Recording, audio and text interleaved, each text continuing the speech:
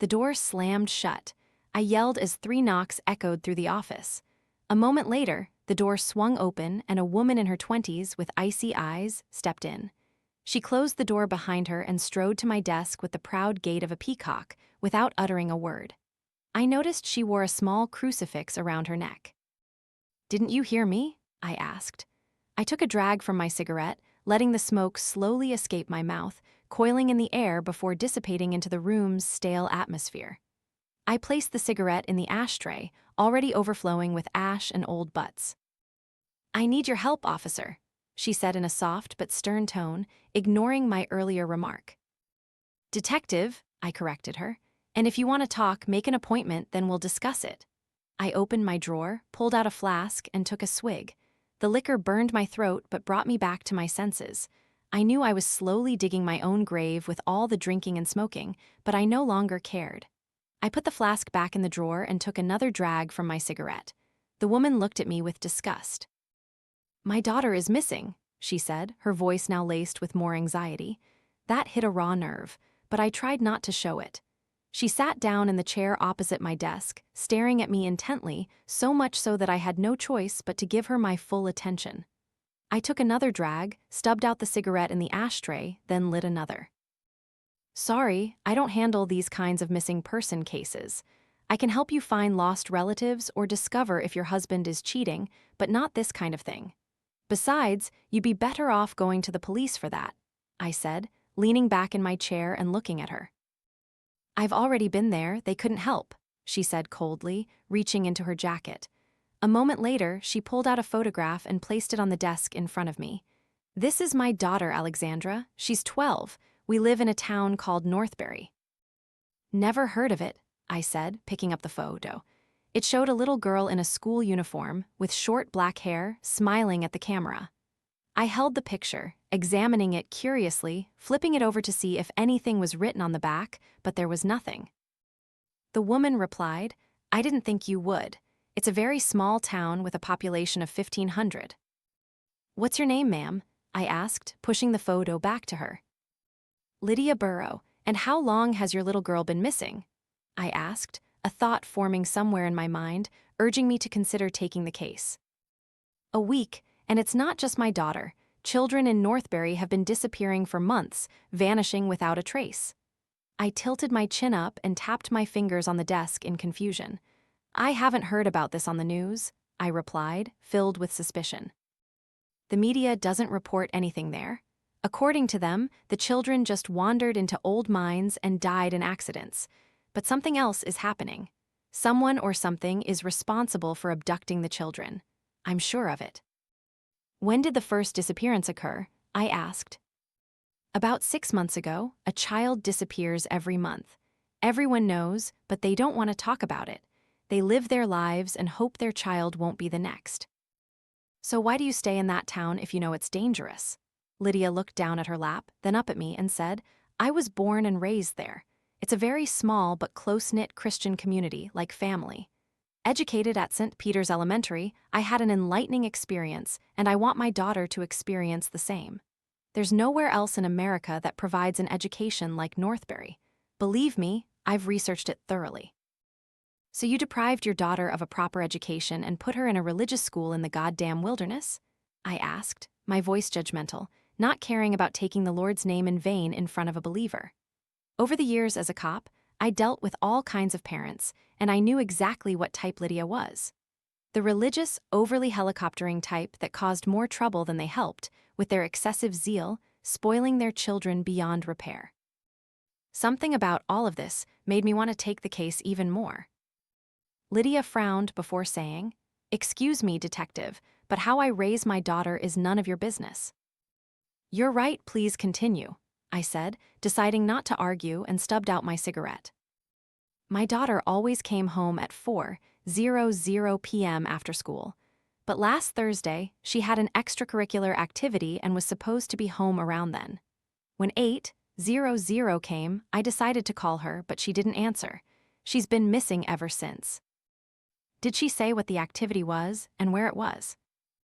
"No, and I didn't ask. My daughter is a good student. I don't need to hover over her and check her every move. She's independent, so I gave her the freedom to be responsible," she said, so calmly that I was surprised by the coldness this woman displayed when talking about her missing daughter. I made a mental note to ask her a few more questions later and determine if she had any involvement in Alexandra's disappearance. She continued. "The police haven't found any clues about a suspect for any of the missing children. That's why I contacted you. I know you probably don't usually handle this type of case, but I'm willing to pay you handsomely. Does a $10,000 upfront fee sound appealing, and another $10,000 when the case is solved?" "Hold on, I haven't even said I'd take the case yet," I interrupted, stunned by the price she offered. "I need an answer as soon as possible because if you don't help me, I have to find someone else. There are 6 children who could be dead or in danger," she replied coldly. I scratched my chin, observing her with a scornful gaze. This woman must be truly desperate to seek help from a burnt-out former cop. The money sounded appealing, but it wasn't really about the money. It had been a week, and the girl was probably dead, just like the others. But I knew what it felt like to live in anxiety, worrying day and night, jumping at every call and message. It was better to have closure, no matter the outcome. "All right, I'll take it," I finally replied, lighting another cigarette. Getting to Northbury was harder than I expected. There was no way to mark it on a GPS, and people either had never heard of the place or only vaguely knew how to get there. Even with Lydia's directions, driving there was torture. Miles around the town were all wooded hills and treacherous old roads that wound on indefinitely until they reached a clearing that sloped down into the town. Northbury was exactly as I imagined. A patch of neighborhood cobbled together under the guise of a town, with hardly anything essential within it. Driving through, it made me feel like I was driving through a ghost town because there was nobody outside. Don't get me wrong, it looked like a beautiful place for a weekend getaway, but not somewhere you'd want to live. I stopped the car and opened the folder of printed documents Lydia had emailed me. There were a few photos of Alexandra, her medical and academic records, the names of 5 other children who had gone missing, and potential locations I should visit to question witnesses. It was 2 p.m. when I arrived, and I decided to visit St. Peter's Elementary School first. "Ian Nelson, private investigator, I'm here to see Mr. Reynolds." I introduced myself to the gatekeeper at the entrance. The old man lifted his bald head and smiled a half-toothed grin as he spoke. "Ah, detective, we've been expecting you. My name is Gerald. Please follow me." He kindly led me through the hallway. "The children are in class but will be dismissed in 10 minutes. "I see, you're the only one working at the gate, Gerald," I asked as we went upstairs to the 2nd floor. "That's right. However, I have other duties to attend to, so I'm not always at the gate during specific hours. This is a large school, and there's a lot to do." "Do you keep records of your work schedule?" "Yes, we have a logbook at the gate, so if you like, I can show it to you later." "Thank you. Are there any other exits from the school?" "There's a door at the very back. It leads to the schoolyard." We stopped in front of a classroom. "Here we are. Please wait until the bell rings," Gerald said. I nodded, and he left the hallway, his heavy footsteps echoing. I looked through the glass pane on the door and saw a relatively young teacher writing something on the blackboard and talking to students. I reached into my jacket's inner pocket and pulled out my flask. I took a swig and waited patiently until the bell rang. Just a few minutes after the bell, the doors began to swing open, and the murmur of children filled the hallway as they left their classrooms for a 5-minute break. Mr. Reynolds was still in the classroom, organizing some folders, so I seized the opportunity to step in and intercept him. "Mr. Reynolds?" I asked. He looked up at me and nodded, asking suspiciously, "Yes, how can I help you?" "I'm Detective Ian Nelson. I'm here to ask you a few questions about the missing children in Northbury." "Mr. Nelson, a pleasure to meet you." Mr. Reynolds shook my hand, and his demeanor suddenly seemed to shift from wary to friendly as a smile spread across his face. He sat down and leaned back in his chair, crossing his legs. "So, how can I help you, Detective?" he asked curiously. "Last Thursday, Alexandra Burrow had her last class of the day with you. Did you see where she went afterward?" I knew Lydia expected me to prioritize finding her niece, but all 6 children were equal in my eyes. However, I needed to follow the freshest trail. I'm afraid I don't know. I saw her leave class with her classmate, Emily Strong, that's all. According to police reports, Emily told the police that Alexandra stayed at school. However, she didn't know where. The report stated that Alexandra had an extracurricular activity to attend after school, but the school has no record of her having such an activity. That's right, I find that strange, Mr. Reynolds said, scratching his chin. I know the school is very, very strict about rules, and they try to keep a close eye on all students, especially with so many children missing in the past 6 months. I jotted down a few notes before looking back at him. What kind of child was Alexandra? I asked.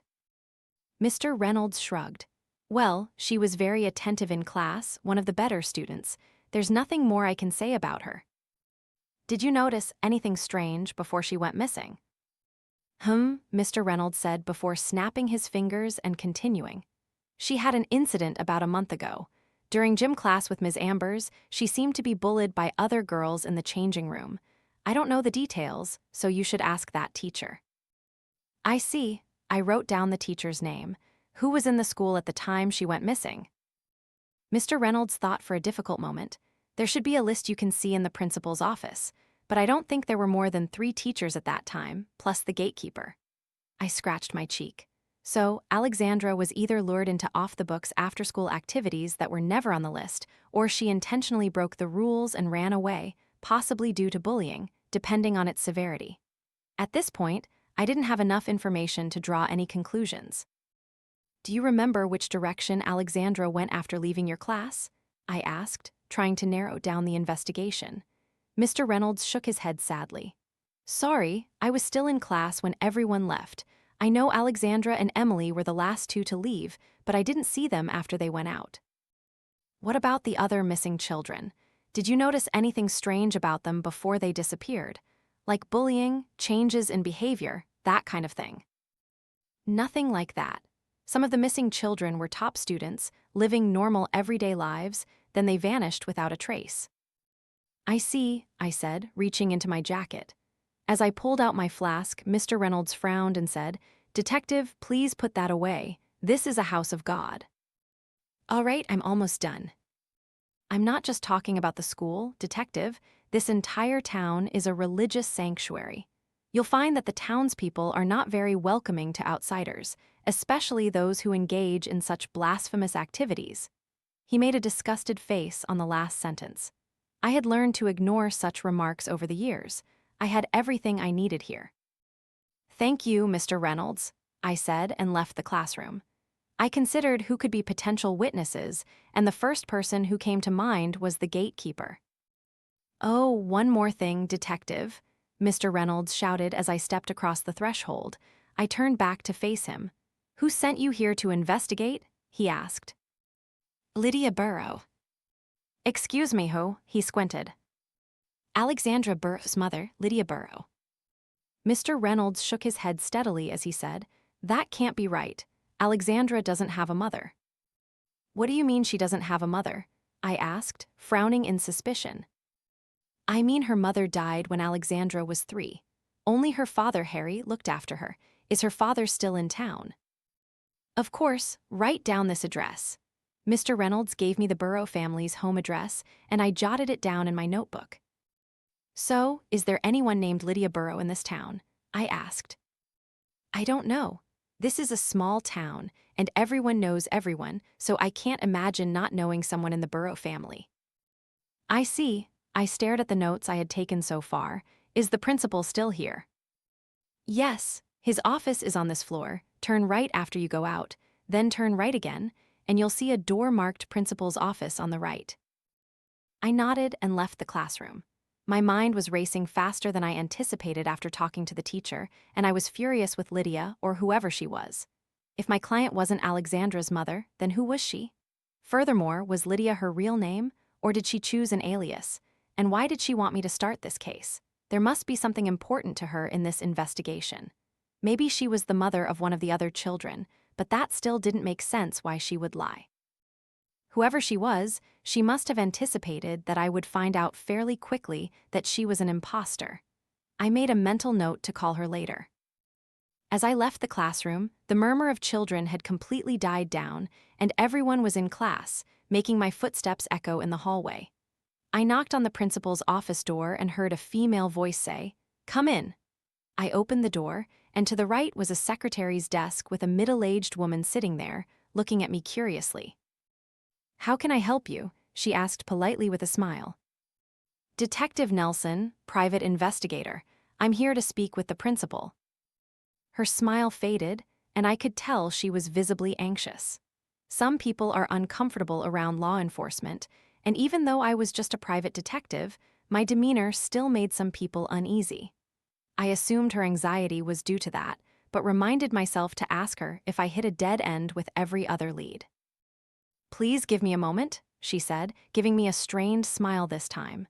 She pressed a button on the desk phone and said, "Mr. Greenwood, there's a private investigator here who wants to see you." A moment of silence passed before a deep voice emanated from the speaker. "Thank you, Darcy, send him in." "You can see the principal now." The secretary smiled as if I hadn't just heard him on the phone. I nodded and proceeded through the door. The office looked ostentatious at first glance, contrasting with the pure sterility of the school. There was a large bookshelf filled with books on the right side of the room, many trophies on the other end, and degrees, certificates, and thank you letters on the wall. In front of me, behind a desk, sat a bald, burly black man with his arms crossed. As I entered, he stood up and came forward to shake my hand. "Mr. Nelson," he said, "Gerald at the gate told me you were here, please." He motioned to the wooden chair in front of the desk. I sat down as he settled into his more comfortable leather chair, resuming his previous posture with crossed arms. "Would you like anything to drink, detective? I have some whiskey here if you'd like," he asked. This man's focus on material items made me question his dedication to the lessons his school was providing. "I thought this was a house of God," I remarked sarcastically. Principal Greenwood gave me a polite smile that looked like he was annoyed before saying, "So, how can I help you, detective? I assume you're here about the missing children." "That's right, I know you're probably busy, so I'll get straight to the point. I need you to tell me about Alexandra Burrow." "What do you want to know?" He cleared his throat and leaned back in his chair. "Can you tell me who was in the school at the time she went missing?" "Yes, that would be Mr. Reynolds, the math teacher, Mr. Schaff, the Bible studies teacher, and Ms. Wilkins, the discipline teacher. Then, of course, there's Gerald at the gate, Ms. Bryan, the cleaner, and myself." "Is there any way for you to confirm everyone else had left the school by then?" "No, not me. But Ms. Bryan might, as she's responsible for cleaning all the classrooms, so if anyone remained on campus, she would know." "And where were you between 4:00 p.m. and 7:00 p.m.? "Right here in my office. I usually have a lot of paperwork to do, so I stay late working overtime. But around 5:00 p.m. I went home." I took notes on everything while Principal Greenwood spun in his creaky chair, looking at me in anticipation. He glanced from my eyes to my notes. I continued. "All right, so what after-school activities did Alexandra usually participate in?" "She participated in many activities. I can't count them all, detective. You need to understand that she was one of our better students. She excelled in everything she did." I was told she had no assigned extracurricular activity on the day she went missing.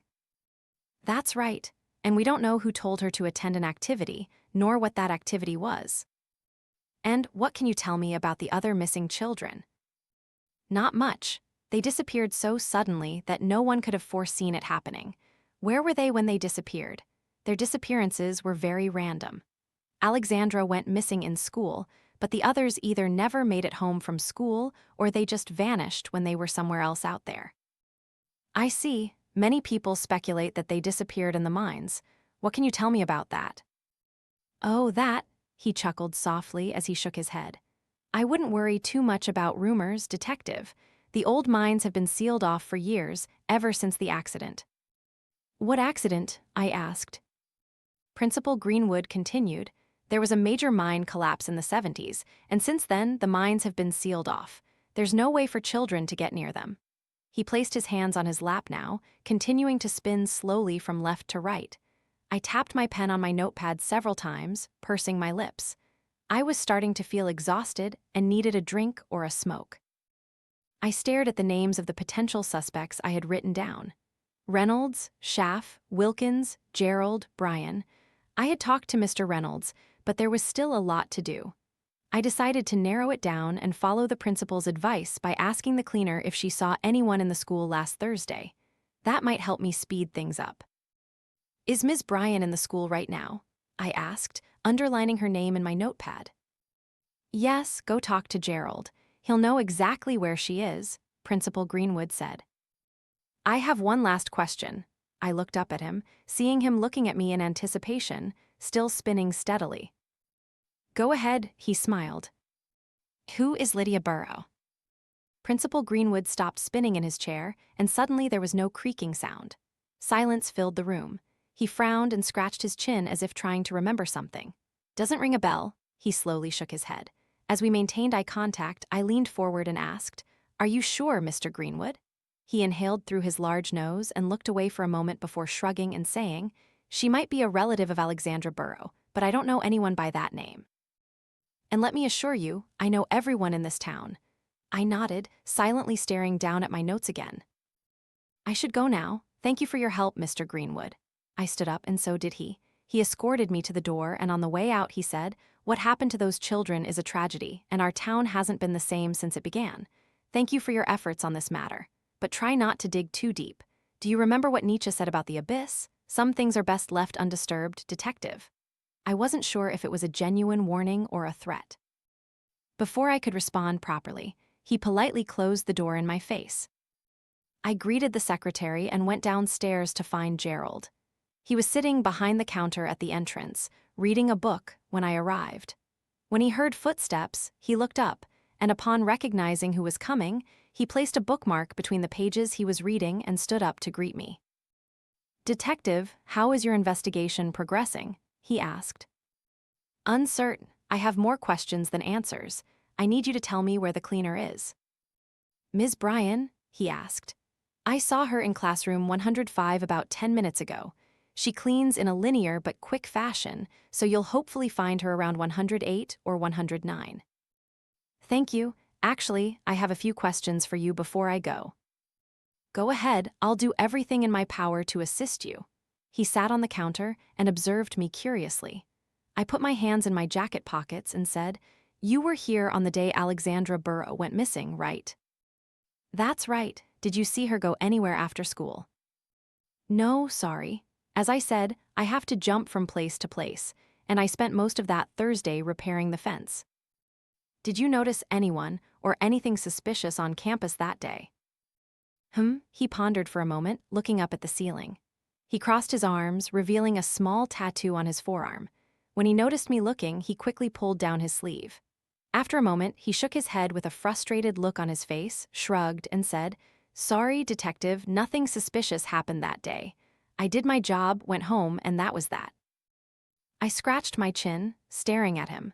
There was something odd about the way he responded and looked at me anxiously, as if waiting to see if I believed him. When I arrived earlier, you said you were waiting for me. Who informed you of my arrival? One of the parents called today and said they hired a detective from out of town, and he would be here shortly. They rattled on so fast that I never caught their name. I couldn't believe Lydia had undermined the investigation like this. Calling ahead and letting witnesses know you're coming to question them is the worst thing you can do. It gives them enough time to prepare their answers and even coordinate their stories for consistency. I was beyond angry with my client, despite the hefty fee. I see. Does the name Lydia Burrow ring a bell with you? I asked, determined to press him further. Sorry, sir. He apologized again with a distressed expression. I know this town well, and there's no one in the Burrow family named Lydia that I know of. My phone started ringing, and I excused myself. The caller ID showed, Lydia, so I quickly picked up and moved away from the gatekeeper a bit. Hello, I asked. Detective Nelson, a familiar female voice said from the other end. Did you make it to Northbury safely? I did, and I don't appreciate you calling to let witnesses know I was coming.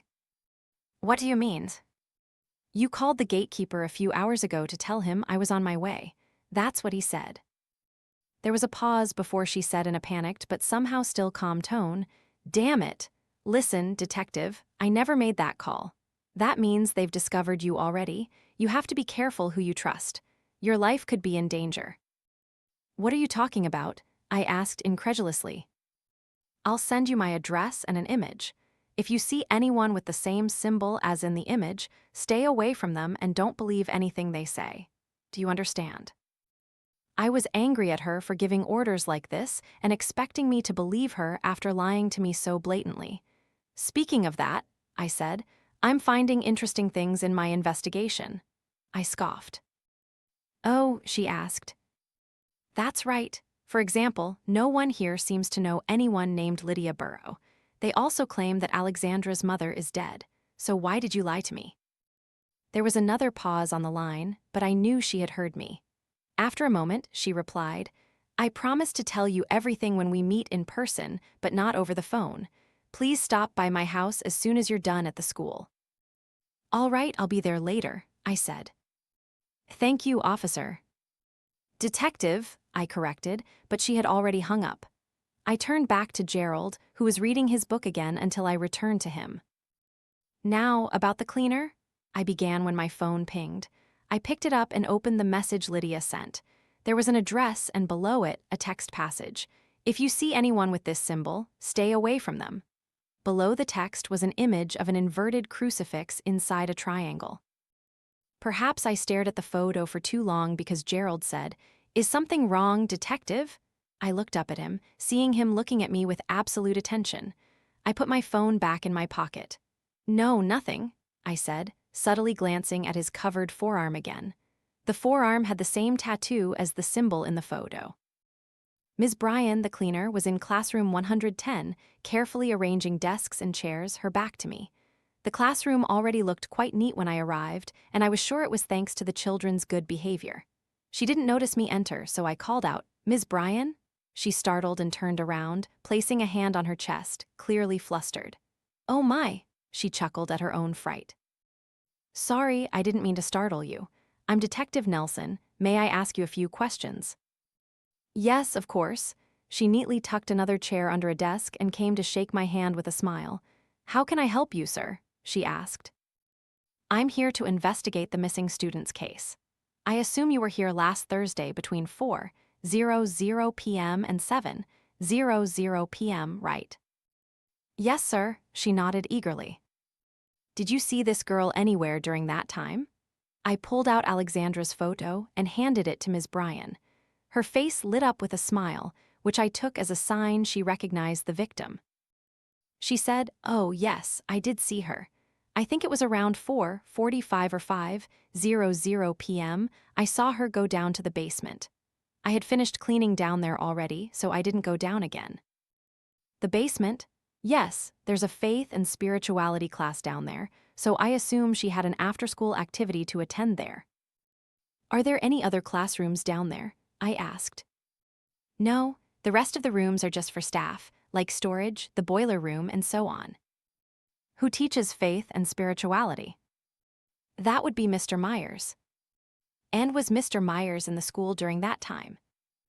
"No, sir. I saw him leave around 2:30 p.m., so that ruled him out as a suspect. Alexandra went down to the basement for some reason.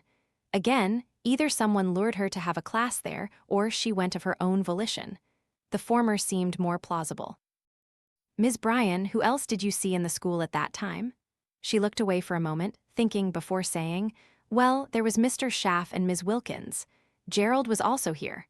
Oh, and of course, Principal Greenwood." "Did you see any of them go to places outside their classrooms and offices? Places they shouldn't have been?" "I don't think so." She thought for another moment before saying, "No, actually, yes. Principal Greenwood left his office once. He went out to the schoolyard and was there for a few minutes before returning to his office." "Do you know why he went out?" "No, sir. Gerald was out there fixing the fence, so I assume he wanted to talk to him about something." "And when was that?" "Around 4:30 p.m. He returned to his office about 10 minutes later and left the school around 5:00 p.m. at the same time as Gerald. I left shortly after." You have a good memory, Ms. Bryan. I gave her a faint smile, feeling the muscles in my face stiffen. She chuckled heartily and said, "When you work here as long as I have, sir, you learn everyone's habits." So, what unusual habits did you notice that day? Only with the principal, sir. He never leaves his office, let alone goes to find Gerald to talk. Mr. Greenwood doesn't like chasing people down, so instead, he invites them to his office when he needs something, regardless of whether they're busy or not. That bothered us at first, but then we got used to it. That's why I found it strange when he went out like that. Maybe he couldn't reach Gerald and decided to go find him, I asked. The cleaner shook her head. Sir, I've been cleaning up after Principal Greenwood for over 15 years, and if he comes to find you himself, it can only mean a major emergency, no exceptions. And just so I'm clear, after you saw Alexandra go down there, you didn't see her come out. No, sir, but I might have missed her because by the time she finished, I was probably on the 3rd floor. Is there any way you could have missed someone else coming in or out of the school? I asked. Possibly, sir, but that person would have to be very stealthy. That's all I need, Ms. Bryan. Thank you for your time. Of course, sir. Oh, and please don't tell the principal what I told you. I won't. I decided to go down to the basement to investigate the potential crime scene in hopes of finding evidence. On the way down there, I kept thinking about Gerald and his tattoo. What did that tattoo mean? Was this some kind of cult? Was that why Lydia wasn't being honest with me? If this was some illegal organization, then the entire police force could have difficulty breaking it up, let alone an alcoholic ex-cop on a solo mission. Gerald was suspicious, but so was the principal. Didn't he say he had a lot of paperwork to do and stayed in his office the whole time on the day of the disappearance? One would think he would mention going outside on an important day, such as the day a child went missing. If the cleaner's story was true, Principal Greenwood couldn't have gone down to the basement in time to harm the girl. But that didn't mean he wasn't involved. The basement was much colder than the other floors, and there were no lights on. I could understand how frightening it would be for children to walk through here, especially if they were alone at night. I found the faith and spirituality classroom and walked in. It resembled a chapel more than a classroom, with rows of benches on either side of the room, a small altar at the far end, and a blackboard on the wall behind it.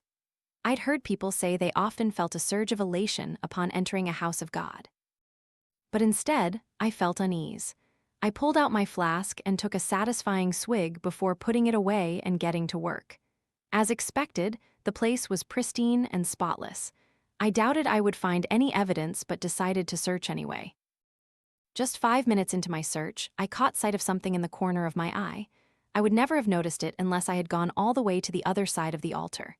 And once there, I saw a tiny crucifix tucked underneath, blending into the surrounding colors.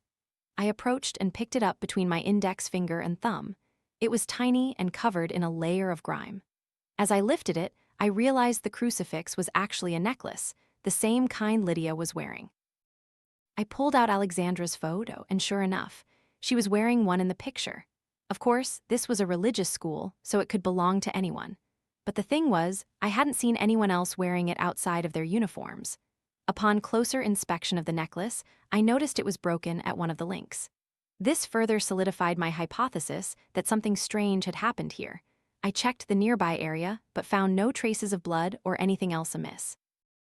However, it had been a week, so anything could have happened since then. I cleaned the crucifix and put it in my pocket. If Lydia proved trustworthy, I would show it to her and ask if she recognized it. One thing was for sure, something had happened here, a struggle or something. The children here were so disciplined that it seemed impossible for them to be violent with each other, at least not around an altar which I assumed they were forbidden from approaching. I decided to go back and ask Gerald again, but by the time I reached the entrance, he was gone. The principal had also left, so I would have to leave my questioning for tomorrow. I checked Lydia's address and drove there. She lived in an ordinary, nondescript house in a quieter part of town, isolated from the rest of the households. I rang the doorbell, and she opened the door, greeting me with a smile. "Detective, please come in," she said. I nodded and followed her inside to the living room. We sat down, and she offered me a drink. I declined and took a swig from my own flask before deciding to focus on work. "So, what did you find out, detective?" she asked. No, first you'll have to give me some answers, I said. She crossed her legs and placed her hands around her knees. Fair enough, what do you want to know? She asked. Who are you? I leaned forward. My real name is Lydia Burrow. As you've discovered, Alexandra's mother, my sister, died many years ago. So you're Alexandra's aunt? I asked. She nodded. Then why do people in town say they don't know you? Because they don't know my real name. I live under the name Lydia Stevens, a lonely woman with no family, living on the edge of town. That still doesn't answer many of the other questions I have, I said. And I'll answer you in a bit. Tell me, have you found anything useful in your investigation so far? I reached into my pocket and pulled out the small crucifix. Lydia's eyes widened and her mouth dropped open. She immediately stood up and took the crucifix. She examined it intently as she said, "This is Alexandra's, no doubt about it. Do you see the inscription here?" She pointed to the incredibly tiny, easy-to-miss letters. It says, "God protect you, my daughter." It was given to her by her mother. Where did you find it? She asked with an energy in her voice that contrasted with the usual coldness she displayed. She sat down and stared at me, awaiting my answer. In the school basement, her kidnapper, he did it there. She gently placed the crucifix on the table and cleared her throat. She said, "Do you remember the picture I sent you? Did you see anyone with it?" The gatekeeper has a tattoo. What does it mean? It's the mark of a very old, very secret cult in this town. They've been in town from the very beginning. They infiltrated the town many years ago, and they continue to poison it.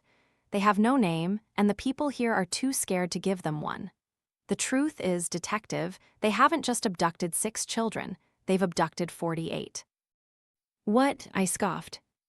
From around the mid-70s, the cult abducted 1 child. Every year those children were never found, but everyone knows what happened to them. What happened to them? I asked, sitting on the edge of my seat, curious. The cult believes there's a blight in the town. They believe children need to be sacrificed to appease the beast that resides within. Most children are abducted and sacrificed, but some of them are willingly sacrificed by their own parents, members of the cult. So, why did they start abducting children every month now? They believe the God they seek to appease has grown in appetite and demands more innocent souls. They tried abducting children twice a year, but because it wasn't effective, they increased the number in hopes of stopping the blight. That's insane. A secret cult is abducting children and sacrificing them to a demon. You want me to believe that nonsense? I said, looking at her judgmentally. Lydia stood up. She crossed her arms and walked to the bookshelf behind her. "Are you a religious man, detective?" she asked, searching through the books. She turned her head back to look at me while keeping one hand on the bookshelf. "No," I said sternly. "Is it because of your daughter?" she asked with a curious look on her face. I snapped my head up to look at her, suddenly feeling my heart start to pound.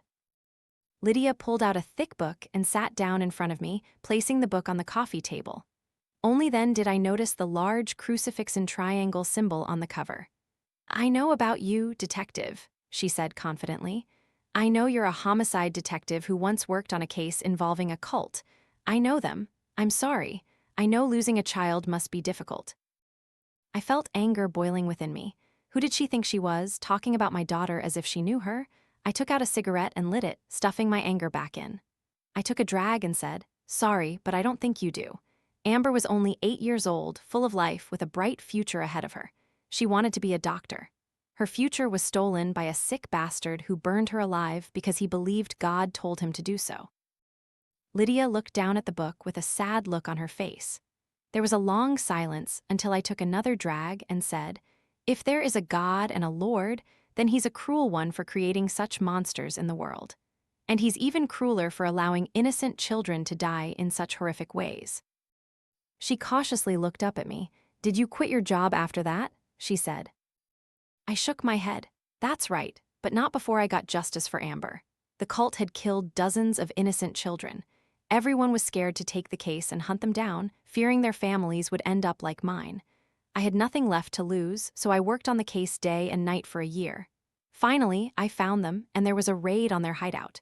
Most of them were arrested and sentenced to life imprisonment. but that wasn't enough for me.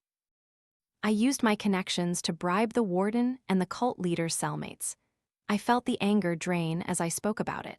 Let's just say the leader renounced all his gods and begged for forgiveness before he died. There was another long pause before Lydia said, "That's why I never told you my true intentions. If I told you there was a cult involved in all of this, you would never have taken the case, would you?" she asked. I nodded. You're right, no way I would take another cult case, even though I have nothing left to lose. So this cult, I said, how do you know about them if they're so secret? Ah, that's another thing I didn't tell you, she said. She rolled up her sleeve, revealing the cross and triangle tattoo on her forearm. I used to be a member, she said. I took a drag from my cigarette as I stared at Lydia's tattoo. I didn't know what to think, so I simply stared. Why are you telling me all of this now? I asked. Because I owe you. I want you to trust me. I want to find Alexandra, dead or alive. She's my niece and I love her. So if you remember, you know who the others are and where we can find them. It's not that simple, she shook her head. Members are required to wear masks at all times during meetings. I could never tell who was in the room with me.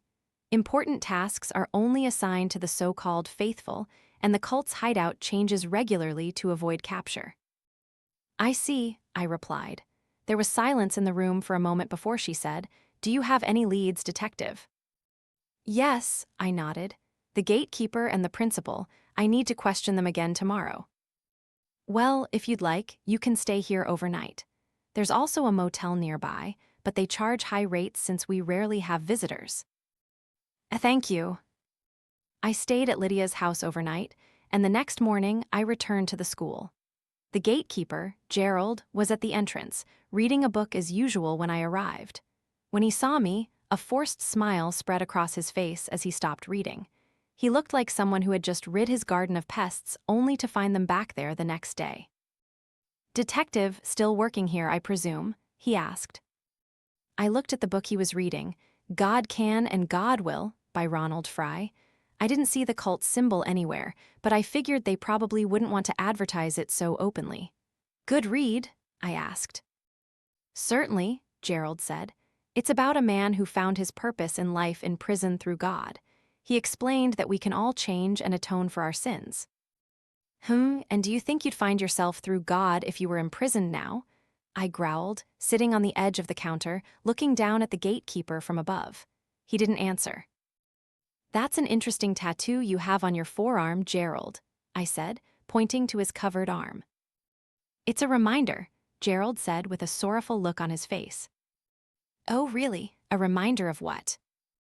A reminder of the mistakes I've made in my life, of what I once was and what I no longer am, he replied. I gave him a polite smile. I pulled out my notes and said, Mr. Gerald, when we spoke yesterday, you didn't tell me that on the day Alexandra went missing, Principal Greenwood came to speak with you. Why? Gerald shrugged. I didn't think it was important, so I probably forgot. He scratched the back of his neck, a sure sign he was uncomfortable. What did the principal want to talk to you about? I asked, staring at him sternly. Nothing in particular, just assigning me tasks that needed to be taken care of around the school. That kind of thing. He shrugged again. What tasks did he assign you? I asked. He started to stammer before saying, mowing the lawn, fixing the gate. That kind of thing. I tapped my notes with my pen slowly while staring at him. He averted his gaze as if too anxious to look at me. It doesn't sound right that he would come talk to you just for that, I said. Gerald simply shrugged again, looking down at his book. I turned to face him and leaned closer. Gerald, don't give me that nonsense, I said. If you're involved in the girl's disappearance, you'll be in prison long enough to write a book like Ronald Fry here. And right now, things aren't looking good for you. Do you understand? Gerald sighed, tapping his foot nervously on the ground. He looked at me and said, There was a man who came here last Thursday. I don't know who he was, which is strange because I know everyone around here. But he came asking about Principal Greenwood. I pointed him to the principal's office, and about 10 minutes later, Greenwood came to see me. I don't want to interrupt you now, Gerald said. He told me not to mention to anyone that I saw that stranger, not even the police. He threatened that he would fire me, and I would be in even bigger trouble with others. Something about the way he hesitated before saying the last part made me realize we were on the same page, so I became bolder. "The cult?" I asked. He looked at me with confusion in his eyes, clearly surprised that I knew about the cult. "How do you know about that?" he asked. "Your tattoo, you're wearing their mark." "That's right, but I'm no longer a member. Haven't been for over 30 years. I've heard stories about them all my life when I was young, about purifying the blight and so on, and I decided to join them when I was 18. I didn't know what they did to children back then, so when I found out, I left the group." "You joined a secret cult only to leave shortly after, and they let you go just like that?" I asked. Gerald pulled down his collar, revealing a tattoo on his upper chest. It was a similar tattoo to the one on his hand, only the cross was upright and the triangle was inverted. "This is their mark on those who decide to leave. It's a sign of shame and weakness, but it's also a reminder that revealing anything about the cult can have severe consequences. It's also a warning to other members not to talk to people like us." He quickly pulled his collar up as if covering his private parts and looked down at his book with obvious shame in his eyes. He said, "I know I shouldn't have listened to Greenwood, but the cult is stronger than you think. He threatened that my son could be the next to disappear if I talked. I had no choice. Do you understand?" I didn't really feel sorry for Gerald, even though I understood his circumstances. I put my notes back in my pocket and stood up. "Yes, I understand," I said. "The man who came to this school, what did he look like?" I couldn't get a clear look at his face because he had his hood up. "I see, I'll go visit the principal," I said, and left faster than Gerald could reply. Darcy looked up at me as I burst into the principal's office. I didn't stop to greet her but instead went straight to the door. Sir, you can't go in there," she yelled after me, but I was already in the office. I closed the door behind me and faced Principal Greenwood, who sat behind his desk with a confused expression. "Detective Nelson, how can I help you?"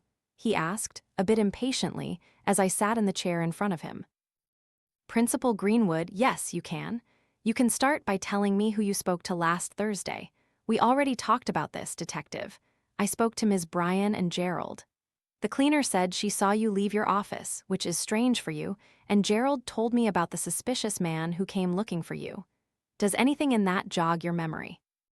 Principal Greenwood inhaled through his large nose and thought for a moment before saying, "There was a man in the school, now that I think about it, but he and I didn't speak." "Oh, really? Then why did he ask about you, and why did you threaten the gatekeeper?" Principal Greenwood licked his lips and frowned as if preparing to say something momentous. "Detective, I don't appreciate you barging into my office like this with false accusations. You're not a police officer, so you have no authority here.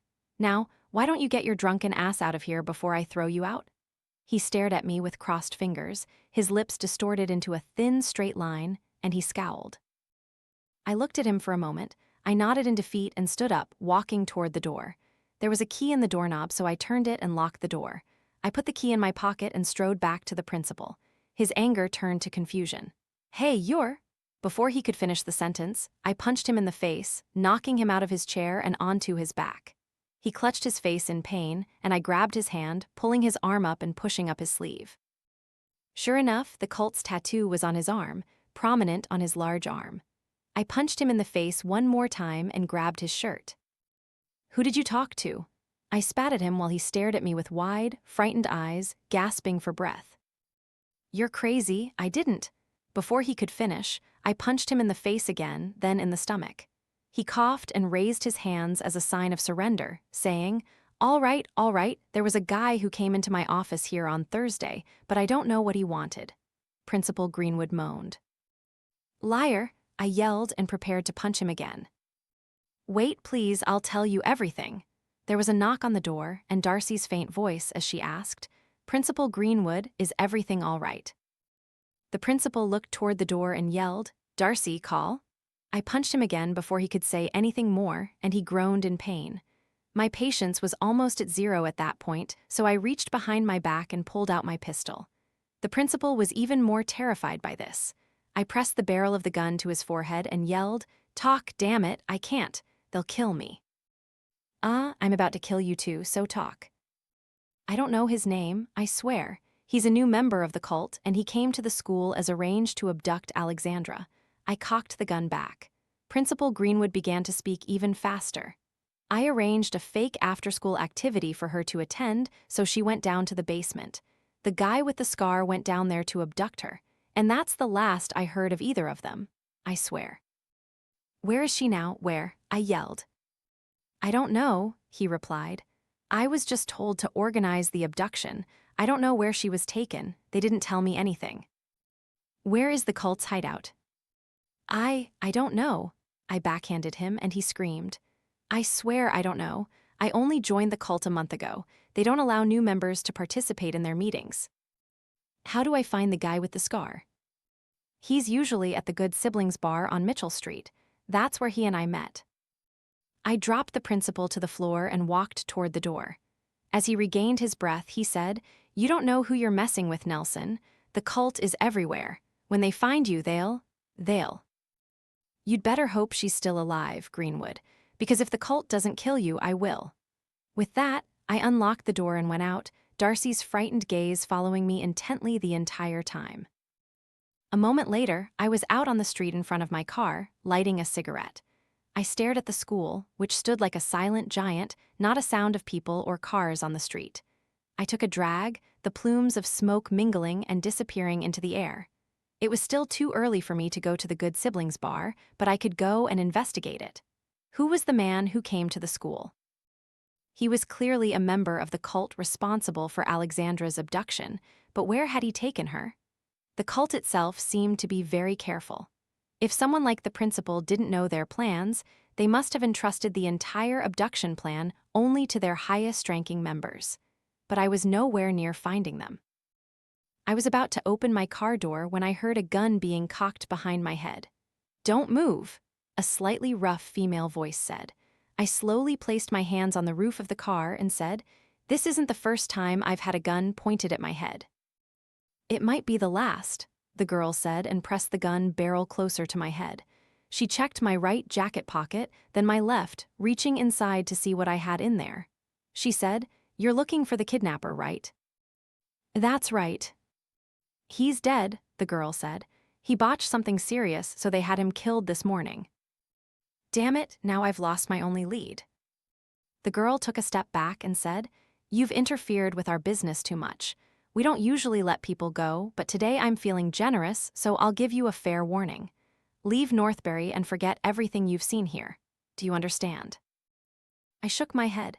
"I can't do that, and you know it. I'm too deep already, so if you're going to shoot me, just shoot me. No response. Don't leave me hanging here," I repeated, daring to turn around. No one was there. I put my hand in my jacket pocket, rummaging. I felt something in my left pocket, and when I pulled my hand out, I saw a crumpled little piece of paper. On it was a hastily written address. It could be a trap, I thought, staring at the address. But that didn't make sense.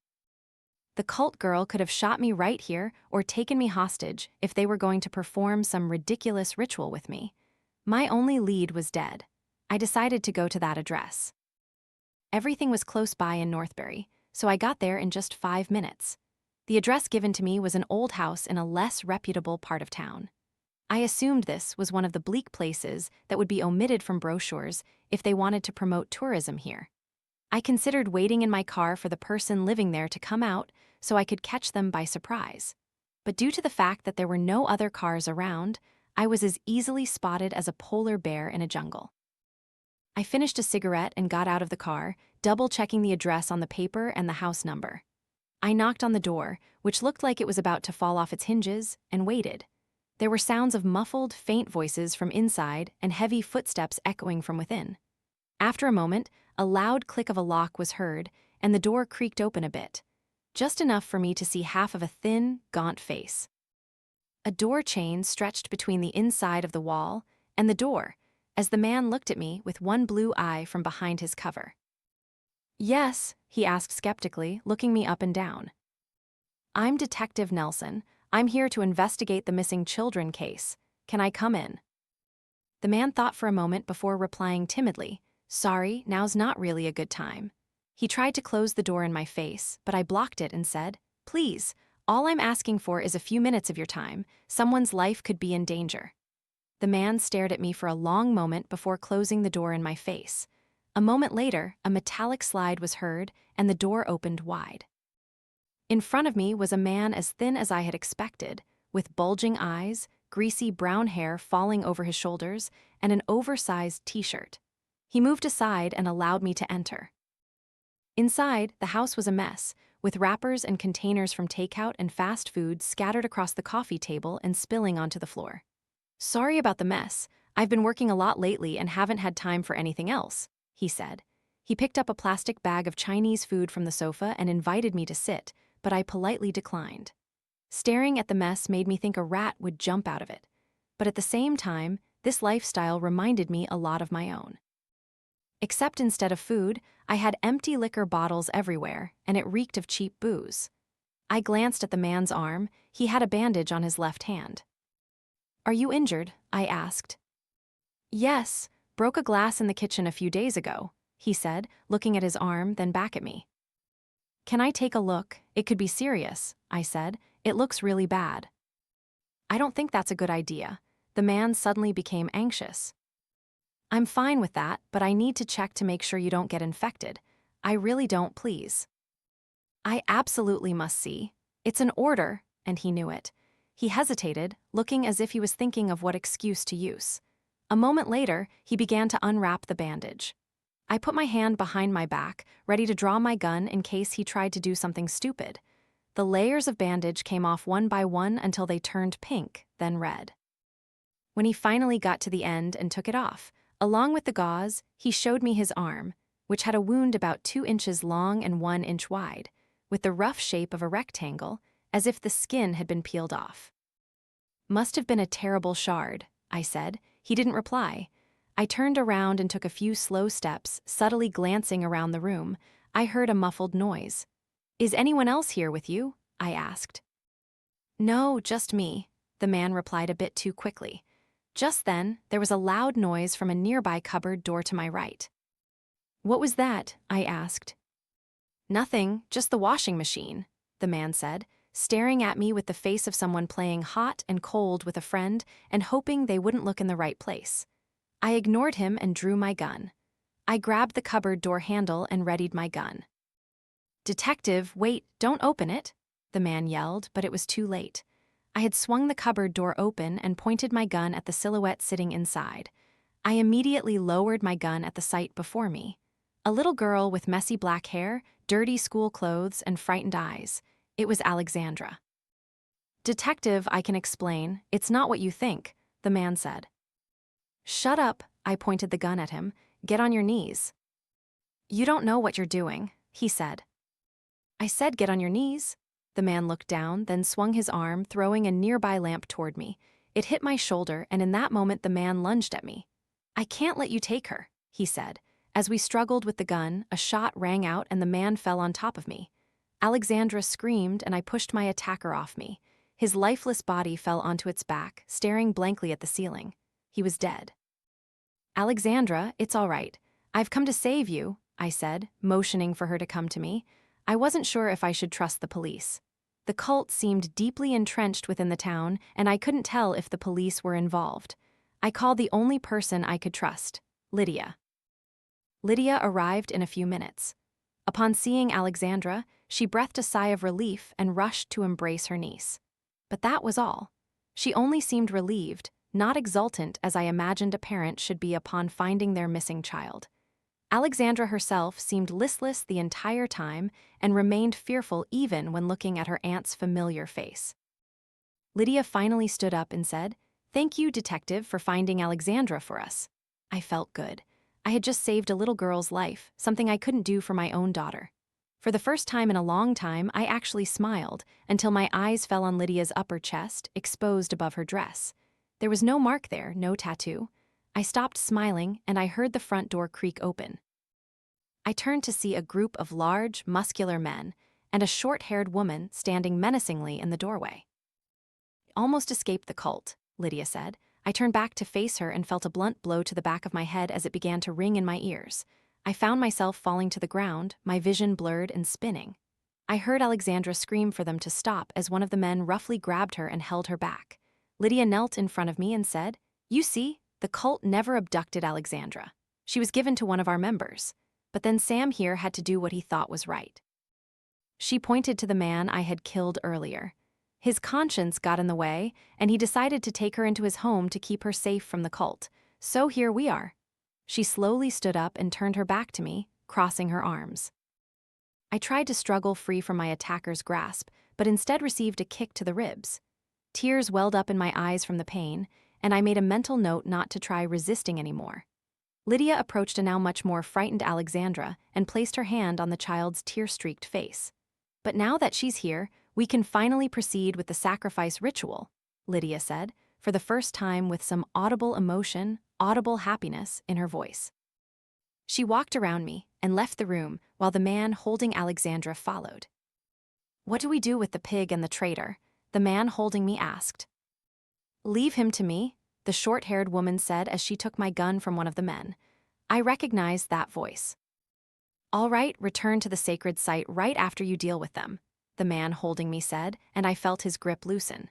Soon, everyone had left the room except Sam's body, the woman, and me. She walked to the window and looked out before pulling down the blinds, making the room even darker. She stood in front of me, looking down as she gave me a disgusted look. "You stupid fool," she shook her head. "What were you thinking, trusting Lydia?" She threw my gun down in front of me. It clattered on the floor. She walked to the door and opened it. When she saw me staring at her in confusion, she rolled her eyes and said, "Come on, let's go, old man, we have to get to the mines." I stood up with a loud groan. "I'm not that old," I said. As I tucked my gun behind my back, the short-haired girl was already outside, waiting in front of my car. I strode to her and opened the door.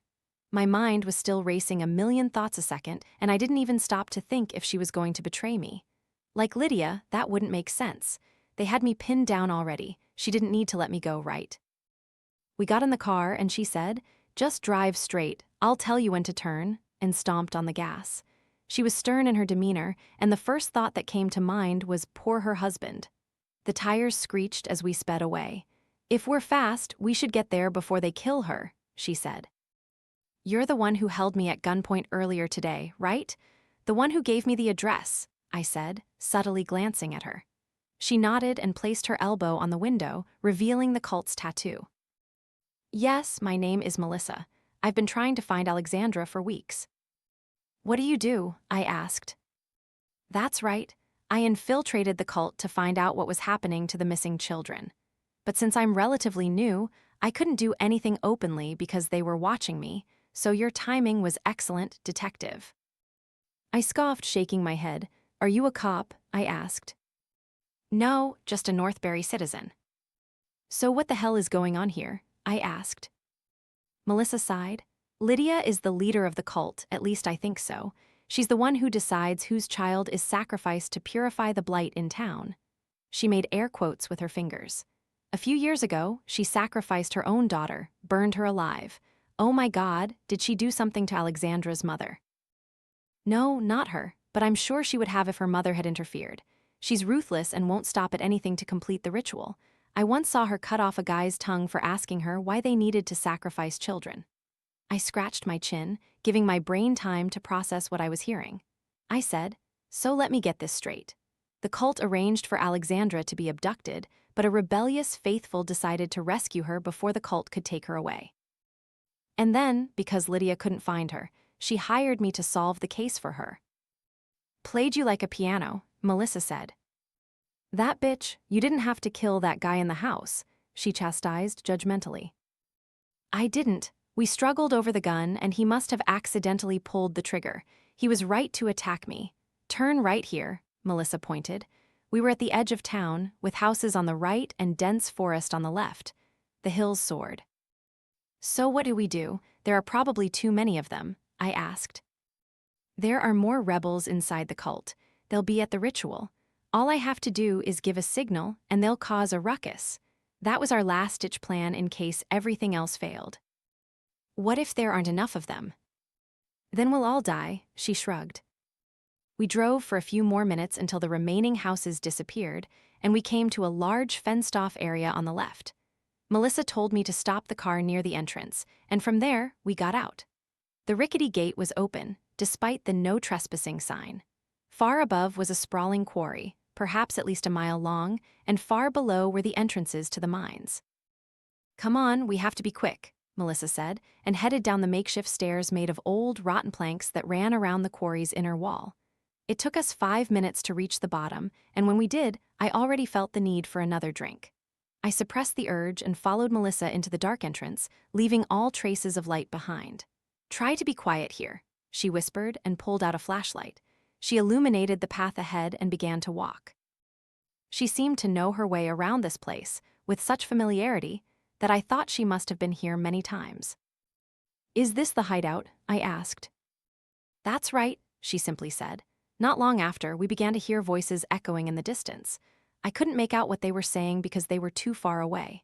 Melissa seemed unaffected by this, as she didn't even stop. I drew my gun, and as we continued, the voices grew louder and louder. I still couldn't understand what they were saying. And finally, I realized why. They weren't speaking English. It sounded like chanting in a prayer house in a language unlike anything I had ever heard. Perhaps dozens of people were chanting at the same time. Melissa raised her hand for me to stop again, so I complied. There was a faint orange light glowing from around the corner, and it was clear the voices were coming from right there. Melissa carefully peeked out, then turned back to me and said, "Take a look." I carefully approached and peeked out. I saw a large area with what looked like dozens of people in red robes with their backs to me. All of them held lit candles, staring up at a raised area with what looked like an altar on top. Alexandra was there, held tightly by 2 faithful. While Lydia faced the crowd, raising her arm high with a knife in one hand, she was looking up and chanting something as if in a trance, and the entire group repeated after her. "So what do we do now?" I asked, turning to Melissa. "Go around there. You'll be able to get behind them and rescue Alexandra. I'll create a distraction." "Wait, are you crazy? They'll kill you." "Trust me, detective." She placed a hand on my shoulder and nodded.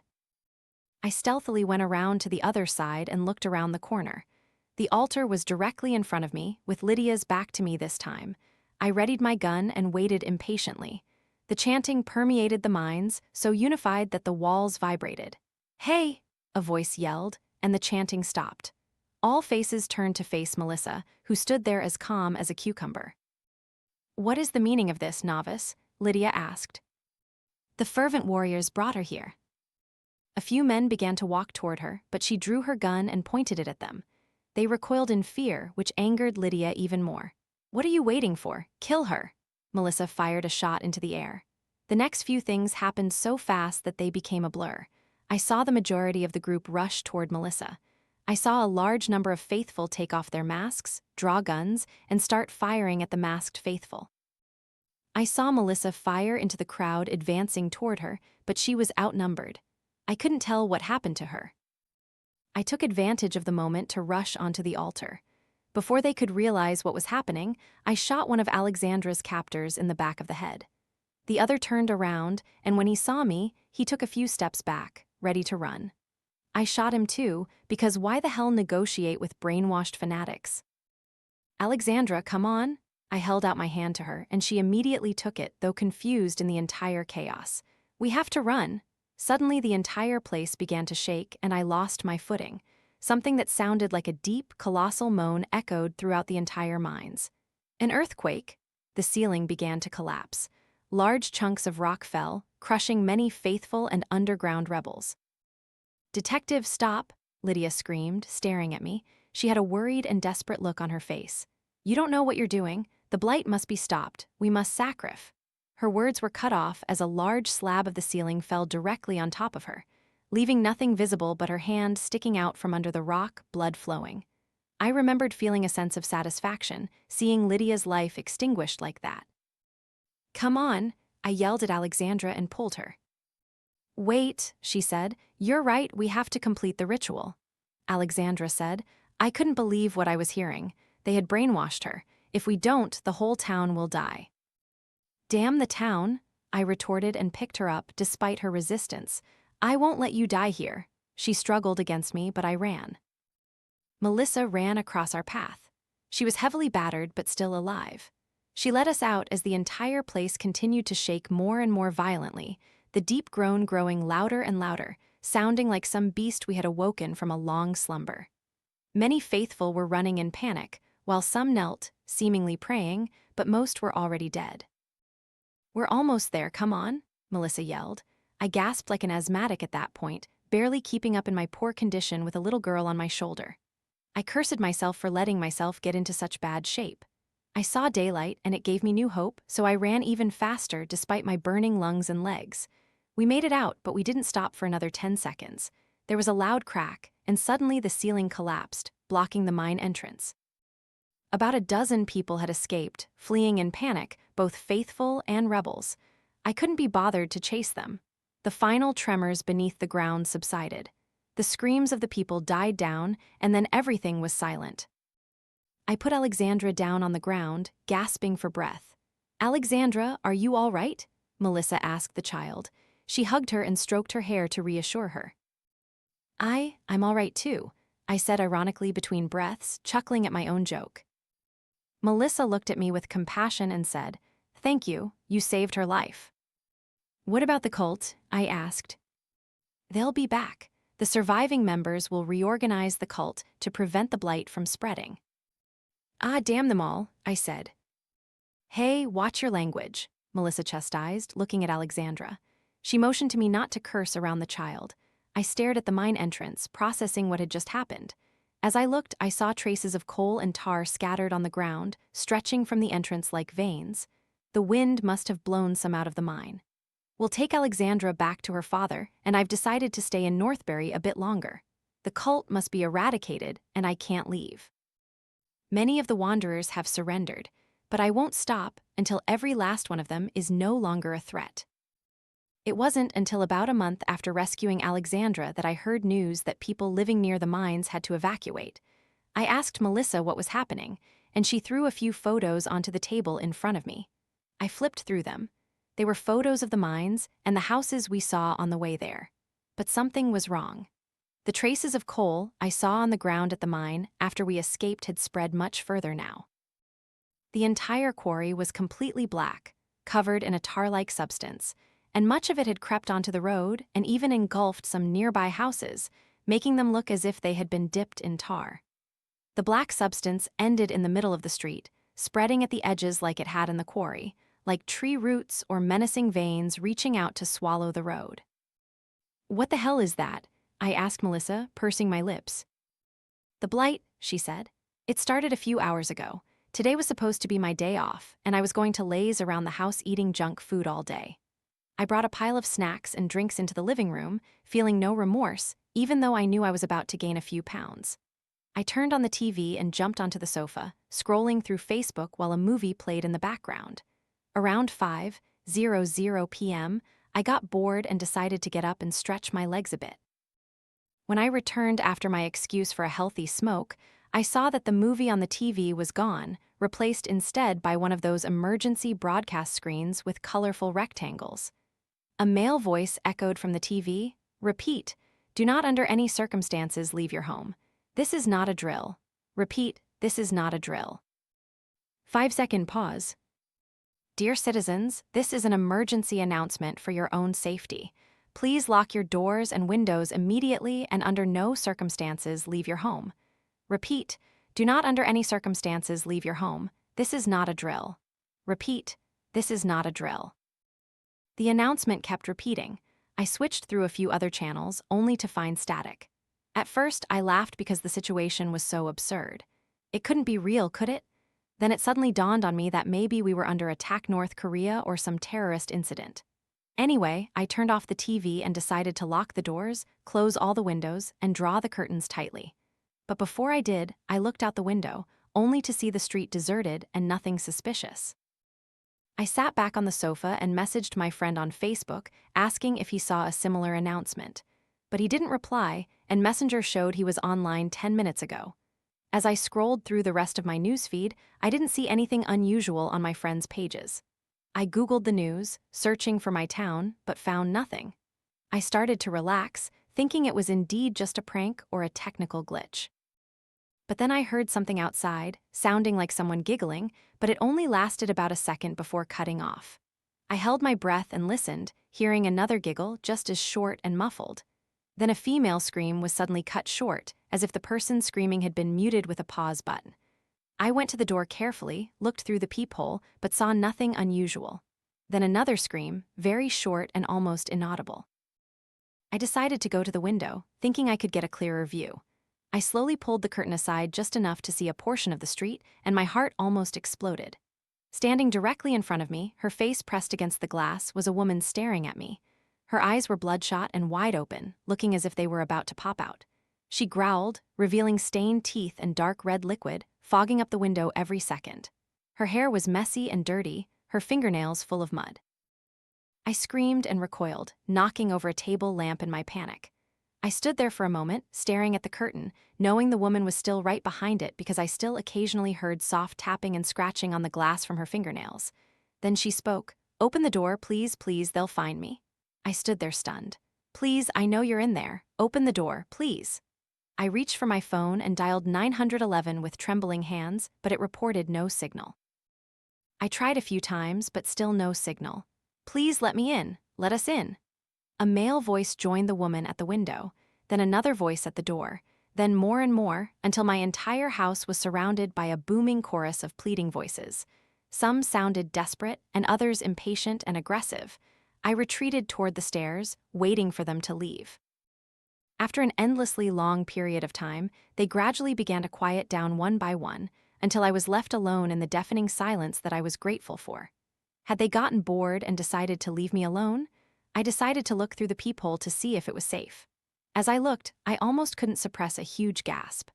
Through the peephole, I could see the face of a middle-aged man with bloodshot eyes, standing there motionless, staring at my door.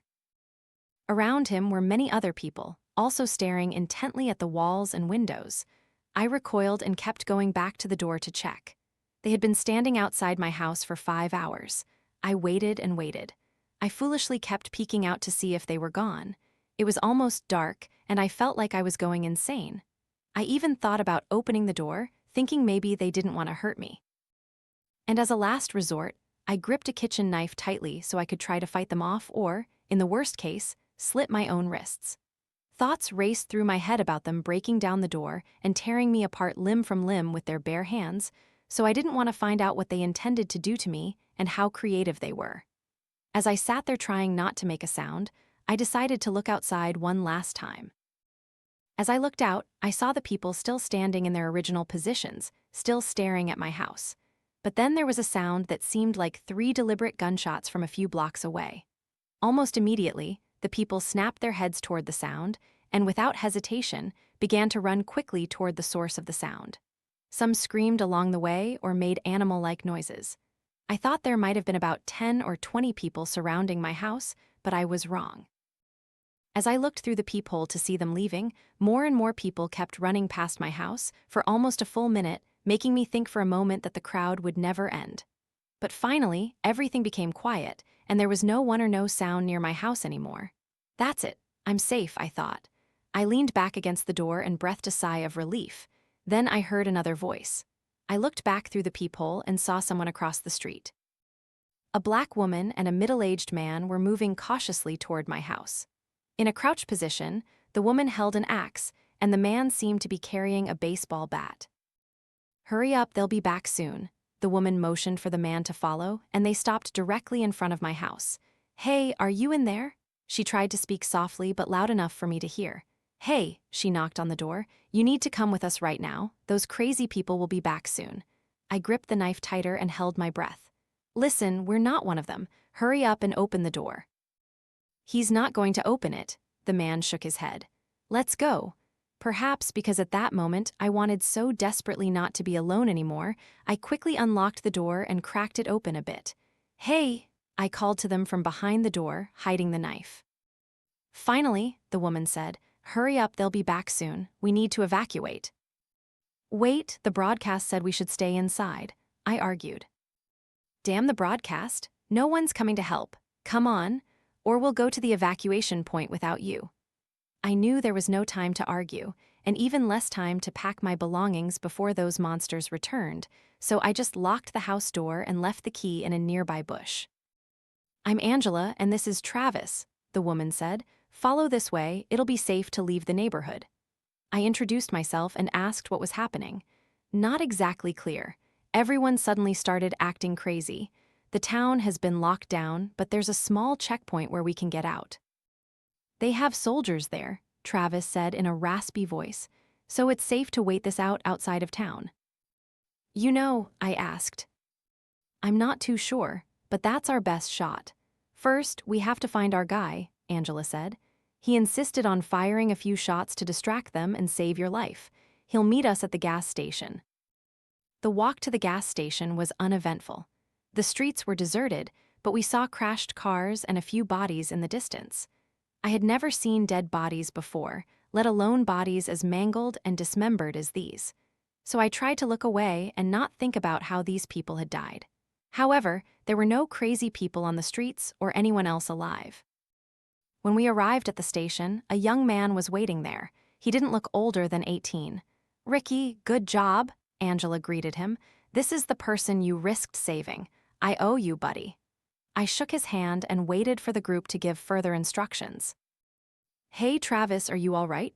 Angela asked, and when I glanced, I saw he was pale. "Yeah, just tired. I'm going to the restroom," he replied and disappeared into the gas station. Ricky suggested we scavenge for any remaining food in the station, so we went inside. Inside, the gas station looked like it had been abandoned in a frantic rush.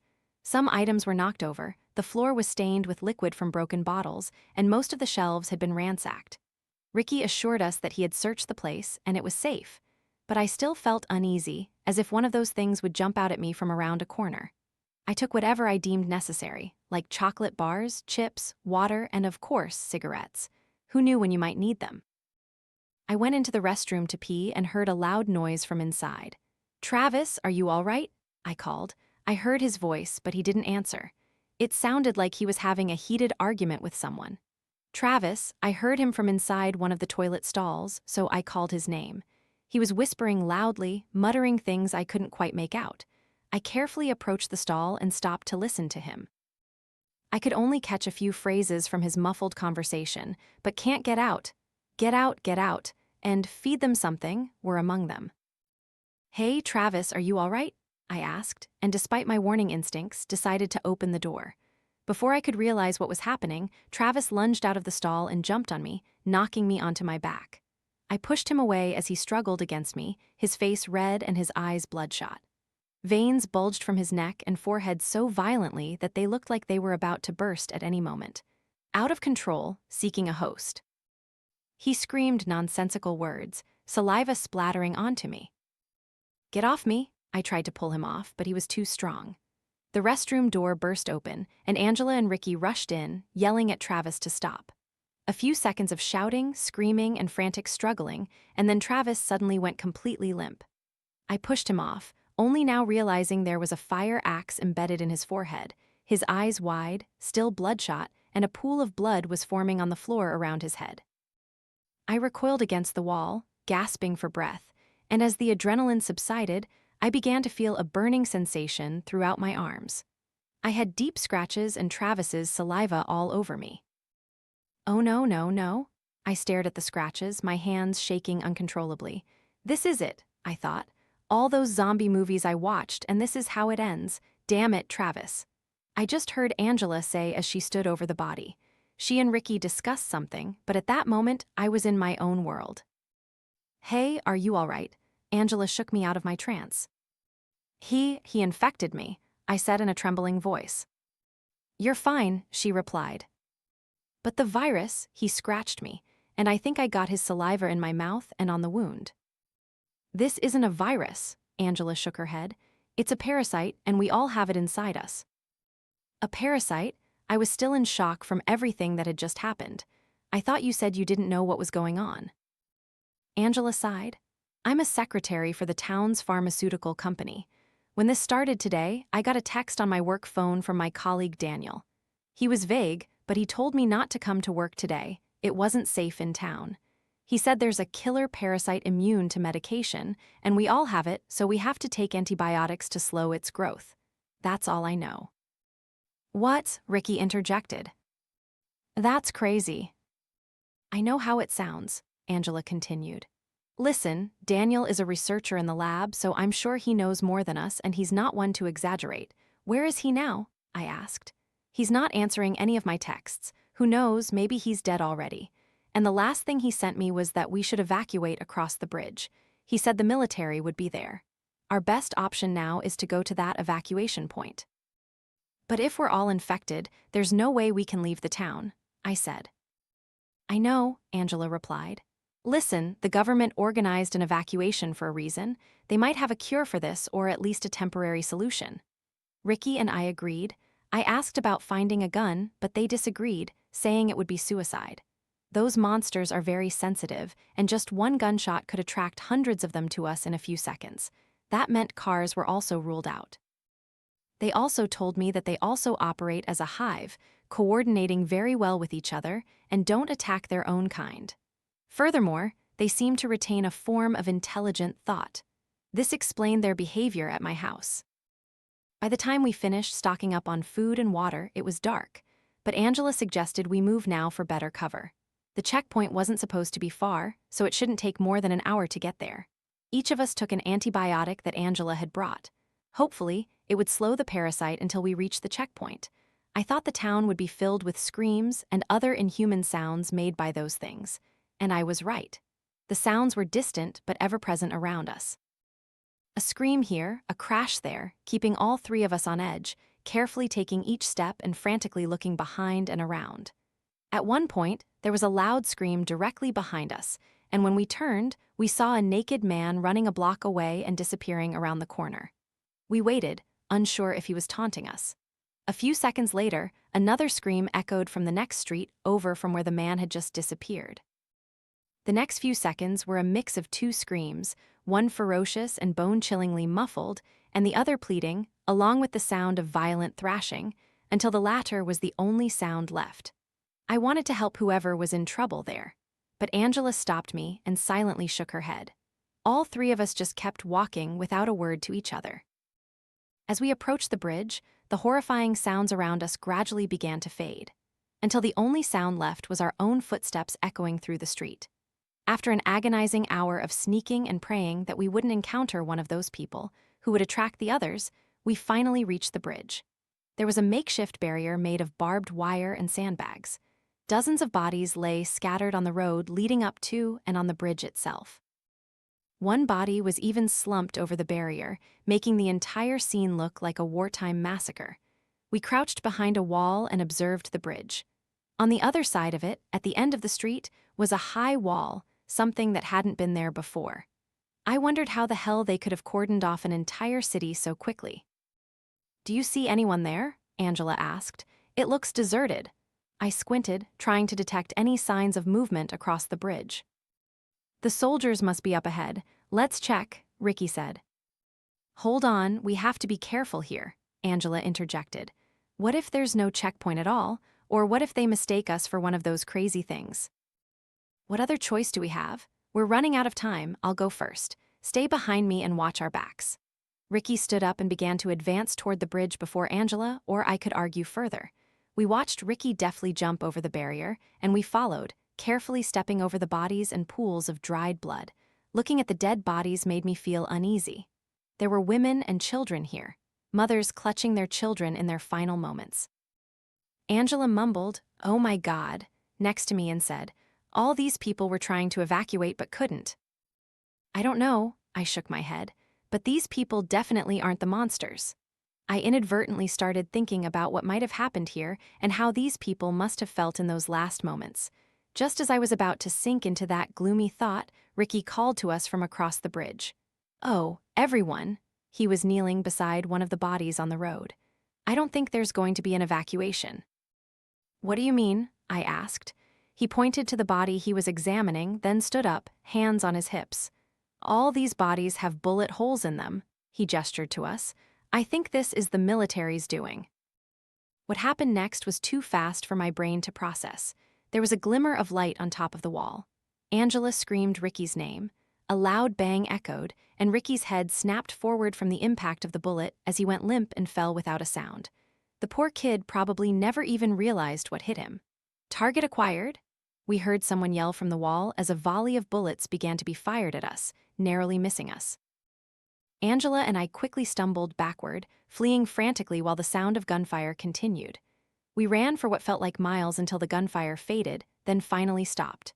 We stopped in the middle of a street, gasping for breath and trying to process what the hell had just happened. But the silence didn't last long, as the sound of gunfire was quickly replaced by another sound, equally ominous. The screams of the monsters, chilling to the bone, carrying with them impending doom. Their death cries were now all around us, and they were getting closer by the second. I frantically looked around for some desperate escape from this situation. The screams were now so loud that I thought the monsters would appear from around the corner at any moment and overwhelm us. I noticed a small shop with an "open" sign on the door, so I tried it with all my might. Please God, let it not be locked. Surprisingly, the door easily gave way, causing me to stumble headfirst inside. Angela, hurry. I called to my surviving companion, who seemed busy looking around in a panic, gripping her axe. Angela, I yelled again, and she snapped her head toward me and almost jumped inside. I closed the door and ducked behind the counter just in time to see a dozen monsters run past us on the street. All of them were screaming along the way and muttering some nonsense, just as Travis had done. Angela and I silently stared at each other, gasping for breath and probably thinking the same thing. What the hell just happened?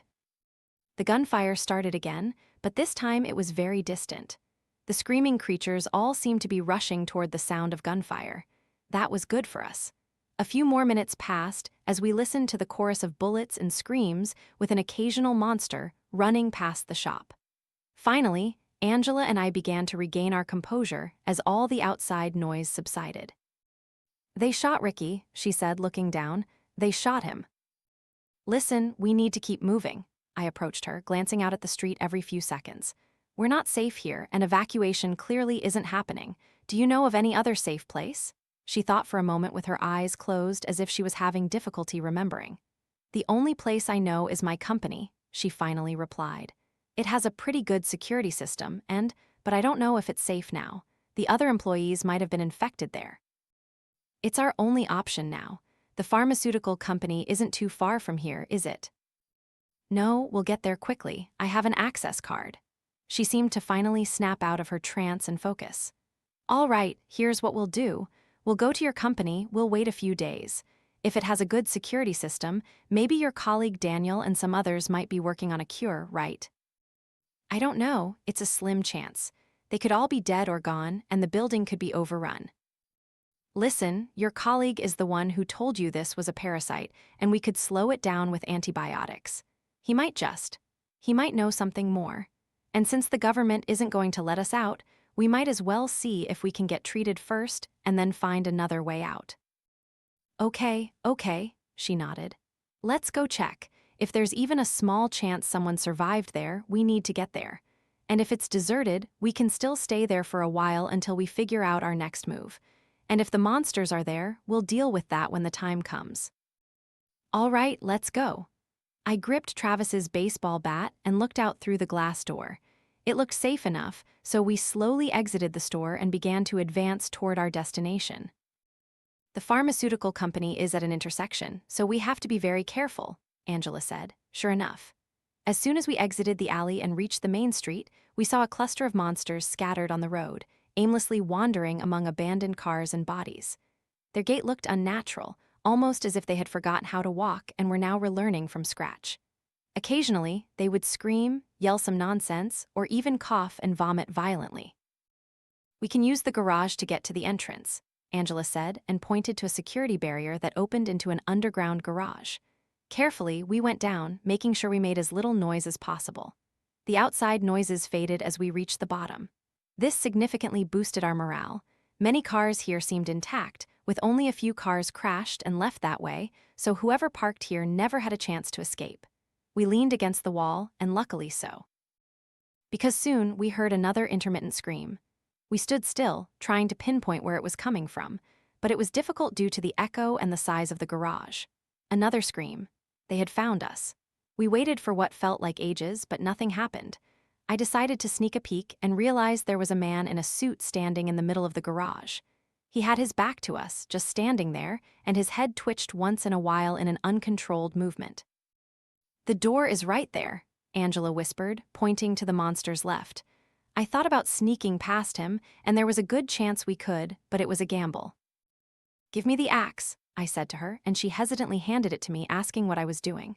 I looked around again to see if anyone else was in the garage, but it seemed clear. Stay here until I deal with him, and if he sees me, don't try to help me. We'll both just get killed. I took a deep breath and began to walk very slowly toward the monster. I held my breath, afraid that even the slightest sound would alert him. The monster screamed, then fell silent. He hadn't seen me yet. Step by step, I got closer, and as I did, I could hear him more clearly. The monster was muttering something between groans and head twitches. No, can't do it, get out, he said among other things. I was now only a few steps away from him. He screamed louder, making me freeze. My heart was pounding 1,000,000 miles an hour. This is it, I thought. He's going to turn around, and in a few seconds his friends will join him and tear me apart. But he just fell silent again and continued doing what he was doing before. I gripped the axe as tightly as I could, exhaled silently, and braced myself. Before I could give myself a chance to chicken out, I raised the axe above my head and brought it down with full force. The monster's head twitched toward me one last time, just in time to see me, but it was too late. The axe plunged into his collarbone, bringing him to his knees with blood spraying everywhere. He tried to open his mouth to utter something, but only a faint gasp escaped before he fell to his side, his eyes still open as a pool of blood began to form around him. Oh my God, I gasped at the sudden realization of what I had just done. I suddenly felt nauseous, and if I had eaten earlier, I would have vomited the contents of my stomach. I had just killed a human being. I stared at the body for what felt like years, thinking about whether this man had a family and what his name was, until I felt a pat on my shoulder. Hey, we have to go, Angela reminded me, and I nodded, unable to speak a word. She snatched the axe from the body and said, You had to. If you didn't kill him, you can bet your life he would have done the same to you. She proceeded to the door and swiped her card on the reader. This produced a loud beep. The door unlocked with a definitive click. I took one last look at the man in the suit and his blank stare, before Angela reminded me that we had to go. Thank God, she breathed a sigh of relief as the door closed behind us. Angela, is that you? A male voice suddenly echoed over the loudspeaker. Daniel, she replied, looking around for the source of the sound. A moment of silence and the voice came back on. Come up to the second floor, I have something important to show you. Come up, it's safe. The voice repeated, I'm in the security room. Angela and I looked at each other in confusion. She led us upstairs to the second floor through corridors that were once pristine, now adorned with overturned trash cans, vandalized vending machines, and from what I could see, some staff. We turned a corner and came to a door with a security sign. Angela was about to open the door, but I stopped her, remembering how they surrounded my house and tried to trick me into letting them in. Who knows, Daniel might be dead or worse. But before we could consider our next move, the door burst open, and in front of us appeared a man in a lab coat, staring at us. Took you long enough, he said in a matter-of-fact tone, and turned back into the room. We followed. Inside were a dozen monitors tracking movement via surveillance cameras throughout the building. I noticed movement on some of the feeds from monsters aimlessly wandering in some areas of the building and outside, like the ones on the street we had seen earlier. Daniel sat in the security guard's chair and turned toward us. Only now did I notice the gun next to him on the table. Daniel, I thought you were dead, Angela said. I thought so too. I heard the military was killing our people, so when I told you to go there. He shook his head. I tried to contact you again to stop you from going there, but I couldn't reach you. I'm sorry, I should have known. Angela shrugged after a moment of silence. Daniel, you said this is some kind of parasite. Is there a cure? She asked. No cure, he replied with hesitation, and my heart sank. You can slow it down with antibiotics, but even then, it's only a matter of time before the parasite develops resistance. We tried to find a cure, but we failed. What is this parasite? I asked. Daniel sighed and nodded. Ever heard of Toxoplasma gondii? He asked. I didn't answer. Toxoplasma gondii, Daniel repeated, is a type of parasite that can only grow in the gut of cats.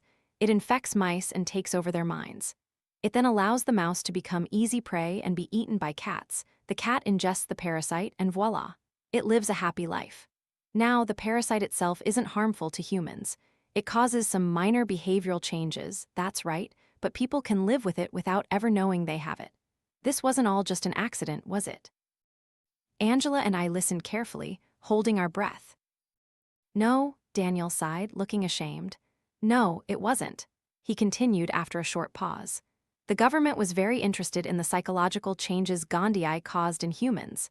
So they thought, what if we could control the parasite and use it to our advantage? So they established a fake pharmaceutical company in this town and moved us here to conduct the project here. They hired some citizens like Angela to maintain the image of a normal company. But behind the scenes, we were experimenting with Gandhi. But why, I asked, why use it? Many reasons, but the main one was to create an obedient and compliant nation. That was the initial goal. At least after the initial success of manipulating Gandhi and ensuring the behavioral changes it caused in humans would be what they desired, the higher-ups ordered to start infecting citizens. What? Angela was horrified. He took off his glasses and rubbed his eyes. We transmitted the parasite through throat swabs and tongue depressors. You might remember the precautions the town took to prevent a potential Ebola outbreak 5 months ago. All citizens had to complete mandatory throat swab tests and were thus infected without knowing it.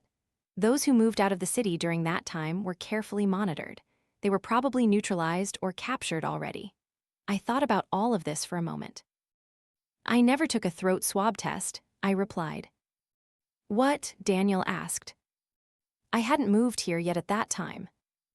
Then, unless you ingested feces containing this specific type of parasite, you're safe. I felt a wave of new hope. I felt like I could run for miles. Daniel continued. Anyway, at first, everything was fine. The town's crime rate began to drop, more stability in the city. And as such, in fact, it went so smoothly that the higher-ups planned to conduct another experiment where they could engineer the parasite to cause different behavioral changes and use it as a weapon of mass destruction. But then things got out of control. Yes, people started complaining about feeling unwell, and then there were reports of violent attacks and, you know the rest. I've observed some of the infected, and it's clear what's happening is exactly like with mice. The parasite takes control of the host. I don't know if the host is still aware, but I assume so. Perhaps like some other parasites, the host just can't control their actions. So why does the parasite cause this kind of violent behavior? I asked. I'm guessing they want full control. They probably control most of the neurons in the host, but not all. My mind raced back to all the things I had heard the monsters say since it all began, seeking a host out of control. Look, Daniel pointed to the camera feed on which we saw a monster at the front entrance, startling and clutching its head as if it was in pain. Whatever human is left in that body is fighting for control, but the parasite is too strong. He turned back to us. After the outbreak, the government announced an evacuation at a few checkpoints in the city, but they changed their plans when they realized the severity of the situation. Our research team was supposed to be extracted in case of an outbreak, but they never showed up, leaving us here to die. So many years working for them, and this is how they repay us. He stood up and paced. He raised his index finger and continued. But the government doesn't know one thing. When they moved their research here, the team was aware of a potential outbreak, and the head of research built a secret escape route that the higher-ups knew nothing about. That's how most of the staff escaped. They're out of the city already, no doubt. Wait, they escaped? Angela interjected. Daniel reached into his jacket pocket and pulled out a key. This key was only given to the research team. He handed it to Angela. Inside the basement 2 storage room, there's a fenced-off area that you can open with this key.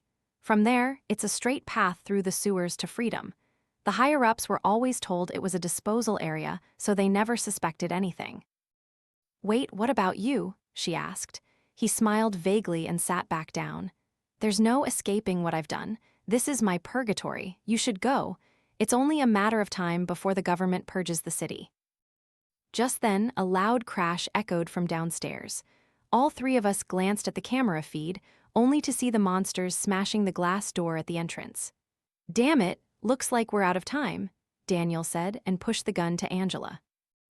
Daniel, Angela began, but he raised his hand and silenced her. Go, he said impatiently.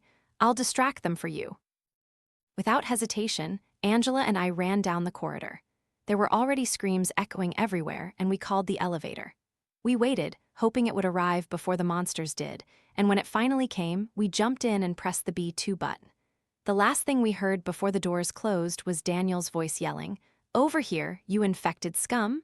And the screams became even more ferocious, if that were possible. The sound of their footsteps and screams echoed through the ducts surrounding the elevator as we descended, and we prayed it wouldn't stop before reaching the basement. The screams became fainter. A few seconds later, the doors opened, and we stood in a dark corridor. Another very loud scream echoed as a monster lunged straight at us. But before he could reach us, Angela fired a bullet into his forehead, silencing him permanently. We ran quickly through the dark basement until we reached a sturdy-looking door. She used the key to open it and motioned for me to go into the dark room. On the other side of the room was a fence with a gate leading to a dark passage. Angela unlocked it and motioned for me to go first. I rushed inside, and as I did, I heard the sound of the door closing and a key turning in the lock. I turned around and saw Angela standing behind the gate, a look of defeat on her face. "Angela, what are you doing?" I asked. She shook her head. "This is the end of the line for me." "Angela, wait, maybe you'll be fine, we can." "I can already feel myself changing," she cried. "You have to go without me." I didn't know what to say. I knew she was right, but I was looking for an alternative. Angela wiped away her tears and reached into her pocket, pulling out a photo. She glanced at it and burst into tears. Then she handed it to me, and when I saw it, it was a photo of a little girl in a school uniform, smiling very brightly. "That's my daughter, Helena," she said. "Her address is on the back. Please find her and give her to her." "Angela, come on, you can give it to her yourself when we get out." The distant screams were starting to grow louder again. She shook her head and sniffled, wiping away freshly formed tears.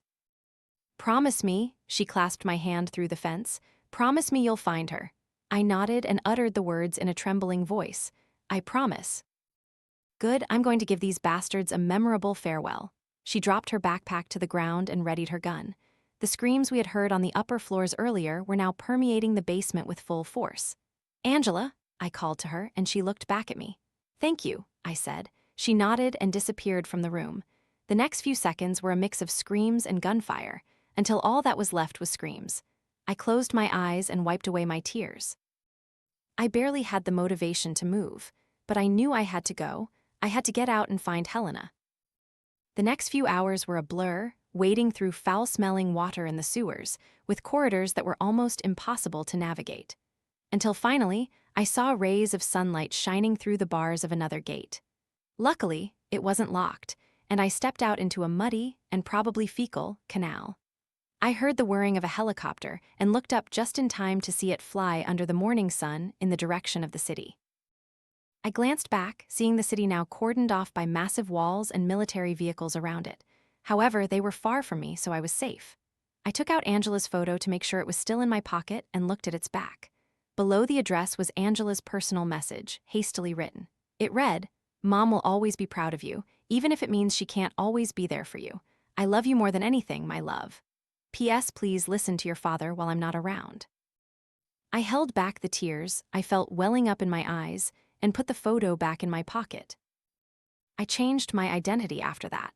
News of the outbreak spread rapidly, and the media showed the death toll with the names of all those who had died, including my own.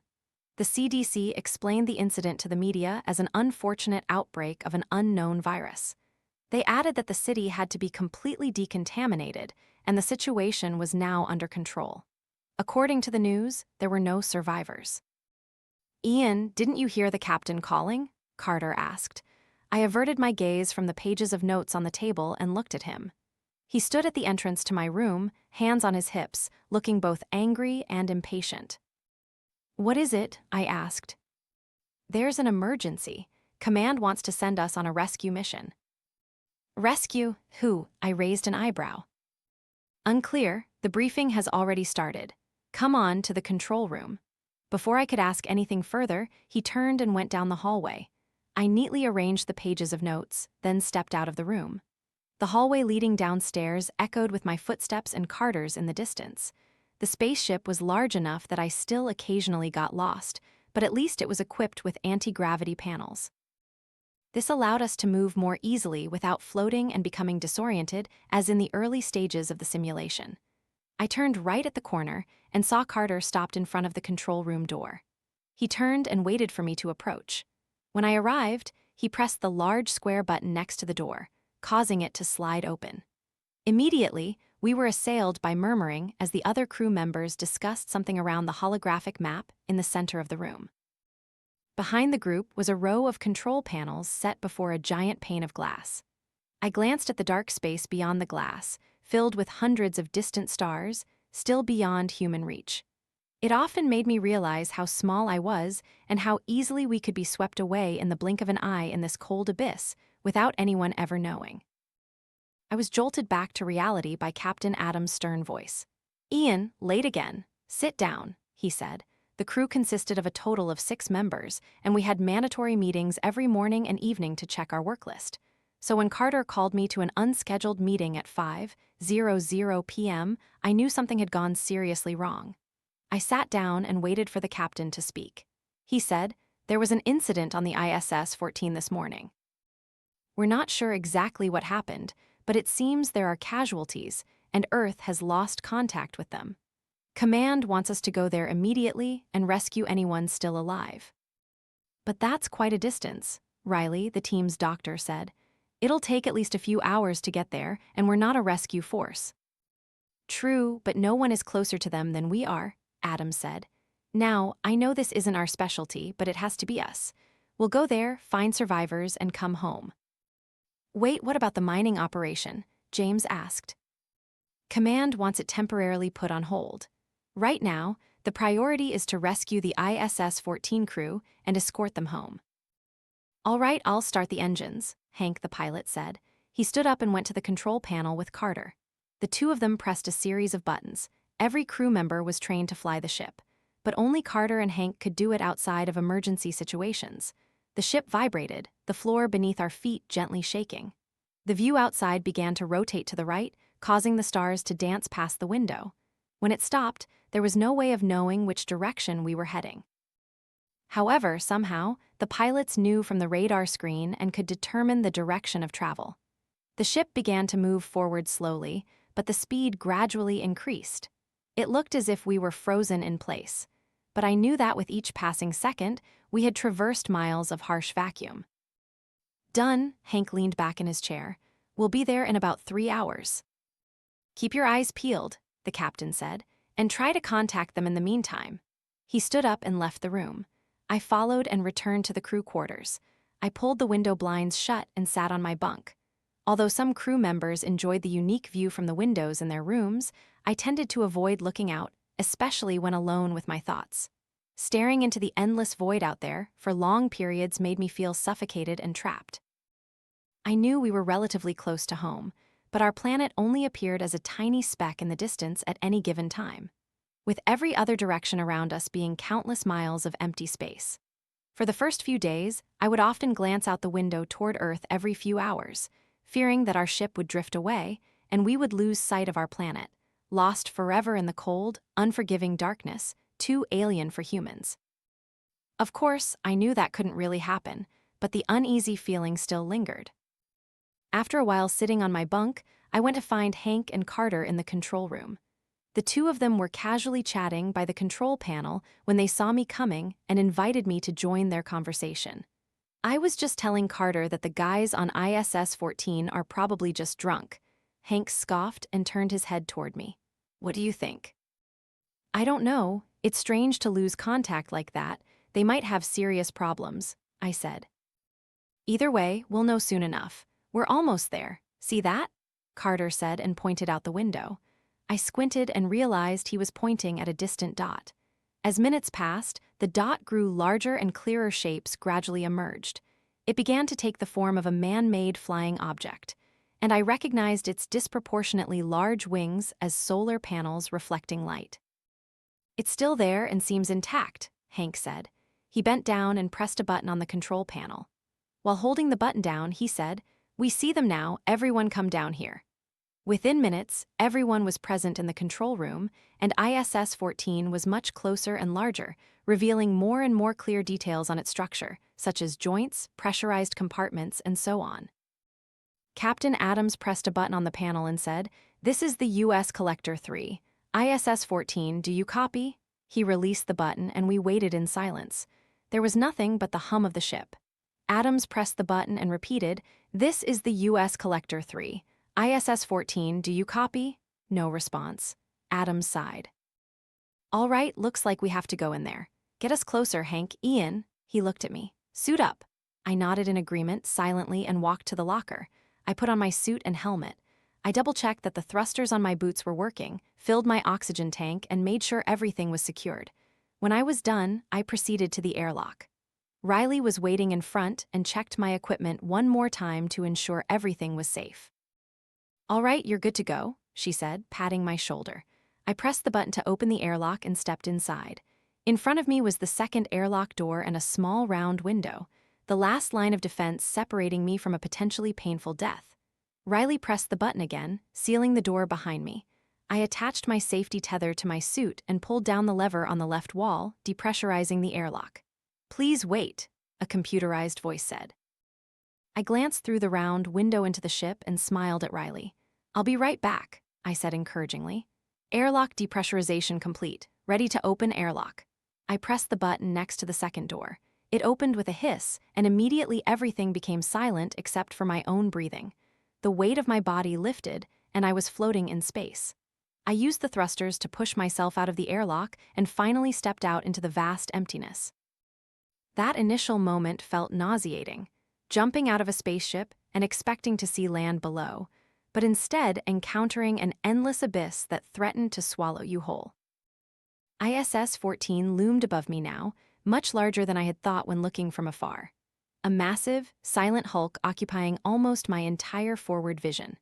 The docking bay was directly in front of me, so I headed there as fast as my thrusters would allow. Although I could only travel at 8 miles an hour, I wasn't worried about speed because I had enough oxygen to last at least 6 hours. So hopefully, I'd be back on the ship before then. "Ian, do you read me?" Carter's voice came over the radio. Loud and clear, I replied. "All right, listen. We scanned the area with thermal equipment, and there are no signs of anyone alive on the station." "What, are you sure? Maybe the equipment is faulty." "Certainly not, because we're picking up signs of life outside the ship." "Repeat that last sentence," I said. "There are indications that one of the crew members is spacewalking outside the ship. See that gray button just around the solar panel above the right? He should be somewhere around there." "Got it," I said and looked up. Beyond the top of the main station was exactly what was beneath it, vast, endless nothingness. It was a long climb up, especially given the speed of the thrusters, but I slowly made my way up. Halfway up, I stopped at the sight before me. "Damn it," I muttered. "Ian, are you all right?" James asked. I stared in stunned disbelief, unable to reply. The airlock leading inside the station was wide open. That wasn't unusual if astronauts went on short repair missions. But what bothered me here was the fact that both airlock doors were wide open, allowing all the air to escape. "Guys," I said, "something bad has happened here. Both airlock doors are wide open." There was silence on the other end until Riley just mumbled a bewildered, "What?" "Probably human error," I said. "That's impossible," Adams scoffed. "The system would have warned them countless times. You'd have to be a complete idiot, even suicidal, to make a mistake like that." "Then I can't explain this," I said and continued to climb. Not long after, I was at the top and had a good view of the entire station. The place seemed completely undamaged, so I assumed maybe someone simply made a mistake opening the airlock. "Any signs of survivors?" Adams asked. I scanned the area and at first saw nothing. Then I noticed it. An astronaut, blending with the white surface of the station, was just floating around, head down, feet up. He showed no signs of movement, so I assumed he was either dead or unconscious. "I see something. Wait." I leaned forward and activated the thrusters again. As I got closer, I tried speaking into the radio to avoid startling the crew member in case he was still alive. "This is Ian Nelson. Does anyone from ISS-14 hear me?" As I suspected, there was no response, so I simply said, "We're here to rescue you. Try not to move while I attach the safety tether to you." I got close enough to the astronaut to grab his hand and turn him around. I saw a man inside the helmet who seemed to be peacefully sleeping. His chin and the inside of his helmet were covered in blood, and I would have thought he was dead, if not for the fact that I saw his helmet fogging up every few seconds due to his steady breathing. He had a name tag on his chest that read, Gus Harrington. "I found someone. He's alive but seems injured," I said. "All right, bring him back and we'll decide what to do with the station later," Adams said. I unclipped the safety tether from myself and attached it to the astronaut. I held the rope with one hand and pressed the button on it. It slowly began to pull both of us back toward the ship. "All right, I've got him. We're heading back." I stared at ISS-14 as it drifted further and further away, occasionally glancing at Harrington to see if he was still breathing. We had passed the wide-open airlock, and I kept squinting at it, fascinated, trying to get a closer look, but it was too dark. As it went out of my sight, I glanced back at the astronaut. His eyes were wide open, and he was looking at me. I stared at him for a moment, unsure if he was dead or alive or delusional, but then I saw him blink. He began to frantically dart his eyes around. I finally snapped out of my stupor and said, "Hey, it's all right, you're safe now. I'm from Collector 3. We were sent to rescue you." Harrington mumbled timidly, "Rescue?" "That's right, I don't know what happened, but you seem to be the only survivor. I'm taking you back to our ship." Upon hearing this, Harrington's eyes widened even further, and he began to gasp for breath. Within seconds, he was writhing and screaming incoherent words. He almost jerked me off the tether, and I tried to calm him down. But it was difficult with the chaos of voices over the radio asking what was happening and Harrington's screaming and struggling. "Hey, calm down, calm down." I tried to hold him still, but it was impossible. "Don't do it, don't bring them back." I managed to catch those words amidst all the confusion in Harrington's sentences. "There's no one else in your crew. You're the only survivor," I yelled, but he continued to ignore me, and then he began to cough violently. Drops of blood splattered inside his helmet, adding to the other blood that had already dried. He coughed for half a minute and took a few deep breaths. Then his eyes closed, and he seemed to lose consciousness again. "Ian, report," Adams yelled over the radio. It took me a moment to regain my composure, then I replied, "I think he's bleeding internally. We have to hurry. Riley, prepare the first aid kit." "Understood," Riley replied. Within minutes, Harrington and I were back in the airlock. I pressed the button and closed the outer door, then pressurized the chamber. "Place Harrington in a prone position." Airlock pressurized. "Welcome back." As soon as the inner door opened, the crew rushed in and placed Harrington on a stretcher, taking him to the medical bay. I took off my helmet and, with my suit still on, followed them. "Take off his suit," Riley's voice echoed throughout the ship. Harrington was lying on his back on the table. Riley was beside him, taking off his helmet. I went to the other side of the table and helped them take off his suit. As I reached to help them take off his shirt, the astronaut firmly gripped my wrist like a vice. Our eyes met, and again, he had that same panicked look on his face as before. He mumbled something, but I couldn't understand him. I leaned down and told him to repeat what he said. "You brought them back," he said in a trembling voice. I looked down just in time to see Riley remove Harrington's clothing, and a clear scream escaped her, along with the gasps of the other crew members. When I looked down, I could barely comprehend what I was seeing. Harrington had a gaping hole in his abdomen, and within it, hundreds of thousands of maggots were writhing around, devouring his wound. They began to leap out. Some managed to jump onto Riley's arm. She screamed and violently brushed them off, running toward the exit. Harrington began to cough again, more violently than before. Just before he stopped moving completely, blood from his cough splattered onto my suit, and I recoiled. As I looked down, I almost started screaming. Along with the blood, there were dark red maggots crawling toward my head. I brushed them off, both disgusted and panicked. "Get out of here," Adams yelled. We needed no further encouragement. We rushed out, and when everyone was out, we pressed the button to lock the door. We peered through the glass pane on the door, seeing Harrington's body. More and more maggots writhed out of Harrington's wound as if there was an impossible number to fit inside his abdomen, overwhelming his exposed body parts and slowly consuming what was left. "Is everyone all right? Did anyone get bitten?" Adams asked. Most of us nodded. "Riley, what the hell was that?" James asked, drops of sweat beading on his temples. Riley opened her mouth as if to say something, her gaze still fixed on the medical bay. She shook her head without speaking. How did he have maggots on him? I asked. Even if he had a necrotic wound, there's no way that many maggots could have crawled out of his abdomen. No, the only explanation is that he or one of the crew was infected, and it got out of control, Adams said. Either way, that doesn't matter, we have to contact command. He turned and left the corridor, and everyone else began to follow him toward the control room. Riley and I were at the back, and as she started walking down the corridor, I grabbed her arm, a little harder than I intended. She gave me a confused look as I stared at her bare arm. Riley, those maggots touched you, did they bite you? I asked quietly enough for the others not to hear. No, she said and pulled her arm from my grasp, looking at me as if she was offended. Do you think I would jeopardize the entire crew like that? I don't, I just. What about you? The ISS member coughed maggots on you. I'm clean, I'm sure, I said, our eyes locked. She crossed her arms and seemed calmer. She said, all right, we should get checked out anyway, but we don't have the necessary equipment here. That's right, our priority should be to contact command and return. If any of us are infected, they can quarantine us. She nodded and motioned for me to join the rest of the crew. We entered the control room and heard Carter's voice at the other end of the room. This is the U.S. Collector 3. Command, do you copy? This is Command. What's your situation, Collector? A crackling voice came over the radio.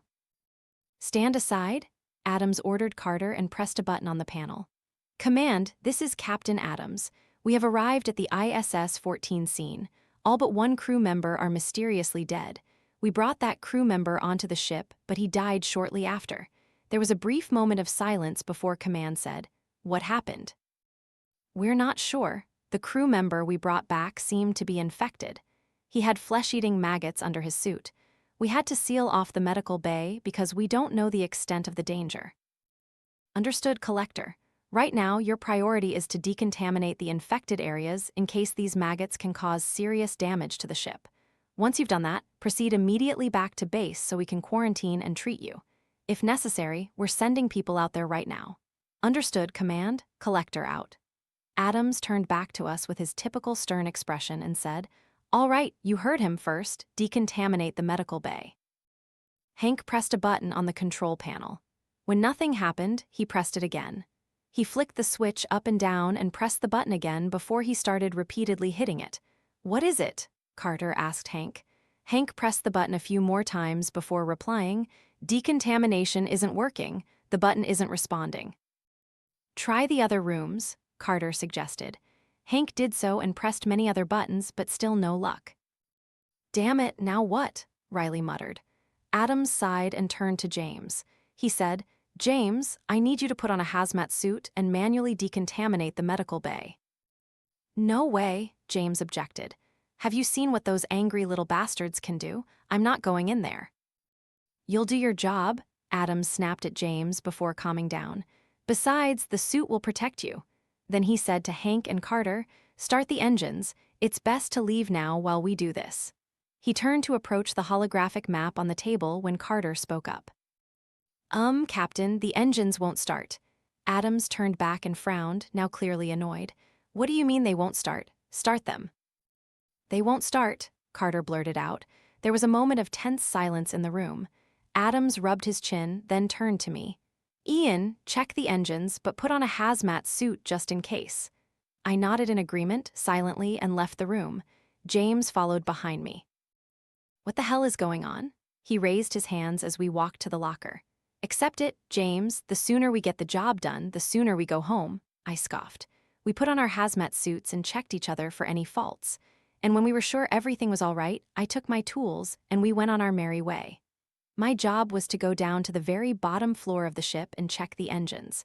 And to do that, I had to remove the floor panel and climb down. As I did so and stepped into the corridor, I heard James's trembling voice over the radio. Oh my God, Captain, I'm in front of the medical bay. There's more in here. What do you mean? Adams asked. I mean there are millions of them everywhere. I can't even see Harrington's body anymore. Damn it, my stomach began to tighten. I absolutely did not like this. Adams continued. James, calm down. Listen. We have to decontaminate the room before they spread to other parts of the ship. Your suit will protect you. Pull the switch, wait until the process is complete, and get out. All right, James sighed over the radio. I'm going in. Adams spoke to me and asked how things were going on my end, and I told him I was almost at the engines. It was darker here, so I used my flashlight to illuminate the path ahead. The corridor echoed with my heavy footsteps as I proceeded until I reached the panel above, which read, "Do not remove." James, tell me, Adams said. I'm still all right, Captain, but I have to step on them. It's disgusting. They seem to be ignoring me. Have you pulled the switch yet? I took out my screwdriver and began to unscrew the panel. Not yet, but I'm almost. Oh no, James screamed. James, what's happening? Adams asked. Something just bit me, James yelled. James, that's impossible. They can't get through your suit. It's made of. There's a hole in my boot. Damn it, I have to get out of here. My heart was pounding in my chest at this point, and I had stopped what I was doing. My left hand frozen on the panel and the other on the screw. They're in my suit. Oh my God, James yelled. Get out of there, Adams screamed loudly. The next few seconds were filled with James's screams over the radio, sometimes loud, sometimes faint, intermittently, until they stopped completely. James, I yelled, my own voice now trembling. However, there was no response. Adams yelled back, Ian, get out of there. All right, let me fix the engines first. Ian, forget the engines and get back here now. Wait, if I fix the engines, we can. The panel partially opened as I removed the second screw, and from the gap, hundreds of red maggots poured out, falling to the ground with wet splats. I recoiled in terror as the maggots continued to pour out and pile up on the ground in front of me. They began to leap, one by one, trying to reach me. I screamed and ran to the ladder. The entire time, the voices of the crew members echoed over the radio, asking what was happening. I climbed up and slammed the floor panel shut, leaving me with only my own frantic breathing. And then I heard a thud, then another and another. For a few moments, hundreds of thuds were heard on the panel, like raindrops falling, and I could see the floor bowing outwards under the pressure. Then they started to crawl from under the edges of the dented panel, and I screamed again, running for my life. Ian, respond, abandon ship. I yelled between breaths, looking behind me. I could already see thousands of maggots on the ground and walls behind me. What's happening? Adams yelled. Maggots everywhere. Get your gear, we have to run. I ran straight to the locker and ripped off my hazmat suit, putting on my spacesuit instead. My trembling hands made it difficult to put on the suit. The remaining crew members were there in a few seconds, putting on their own suits. No time to check. To the airlock, Adams yelled. I ran out first, rushing down the corridor and stopping as I glanced at the medical bay. James was slumped over the threshold, leaving the door open. He had managed to take off his suit down to his waist before he died. Maggots were writhing in his empty eye sockets, and his teeth were visible due to his lips being completely devoured. His body and the areas in front of and inside the medical bay were covered in maggots. Perhaps millions piled on top of each other on every surface of the room, making it look as if it was moving with their squirming. Go, Adams pushed me, and I forced myself to look away and keep running. We rushed inside the airlock, and as I turned, I saw Hank slowly lagging behind, running toward us. His right arm had maggots on it, which he didn't seem to realize. Perhaps we were all thinking the same thing, but no one wanted to say it. That's why Adams stepped up and closed the airlock before Hank could get inside. Depressurizing airlock. Please wait. Hank pounded on the button to open the airlock from the outside, but it didn't respond during the pressurization process. Captain, let me in. They're getting closer. He looked back at the mass that was getting closer by the second. Hank, I'm so sorry, Adams said. Hank started screaming and flailing his arms. Maggots began to appear in his helmet, and he threw it off, trying to run in the opposite direction in a desperate attempt to escape. He had no chance as they had covered him up to his knees in a few seconds, trapping him like quicksand before he was completely covered by them. Riley screamed and cried, trying to put her hand over her mouth but couldn't because of her helmet. Open airlock. The door opened, and all was silent again. Never had the harsh vacuum of space felt so welcoming. For a moment, we floated in silence, processing what had just happened. And then Adams spoke. A sentence that sent a chill down my spine, so sharp that for a moment I thought I myself had maggots in my suit. "We need to get to ISS 14, he said grimly. Riley and I exchanged a confused look but said nothing. Adams was already quite far on his way to ISS 14's airlock, slowly propelling himself with his thrusters. Carter followed closely behind, and soon the entire surviving group was unanimously heading toward the huge, silent ship. "Captain, there might be maggots there," I said over the radio. "I know," Adam's voice came back wearily over the radio, "but some of us are running low on oxygen. We need to replenish it and, if possible, repressurize the station. We need to contact command and warn them of the danger here before those maggots spread." Although no one responded, it was clear that we all agreed. After all, we only had two choices: drift around in the vacuum of space until help arrived, or try to find shelter inside. Both options seemed equally terrifying.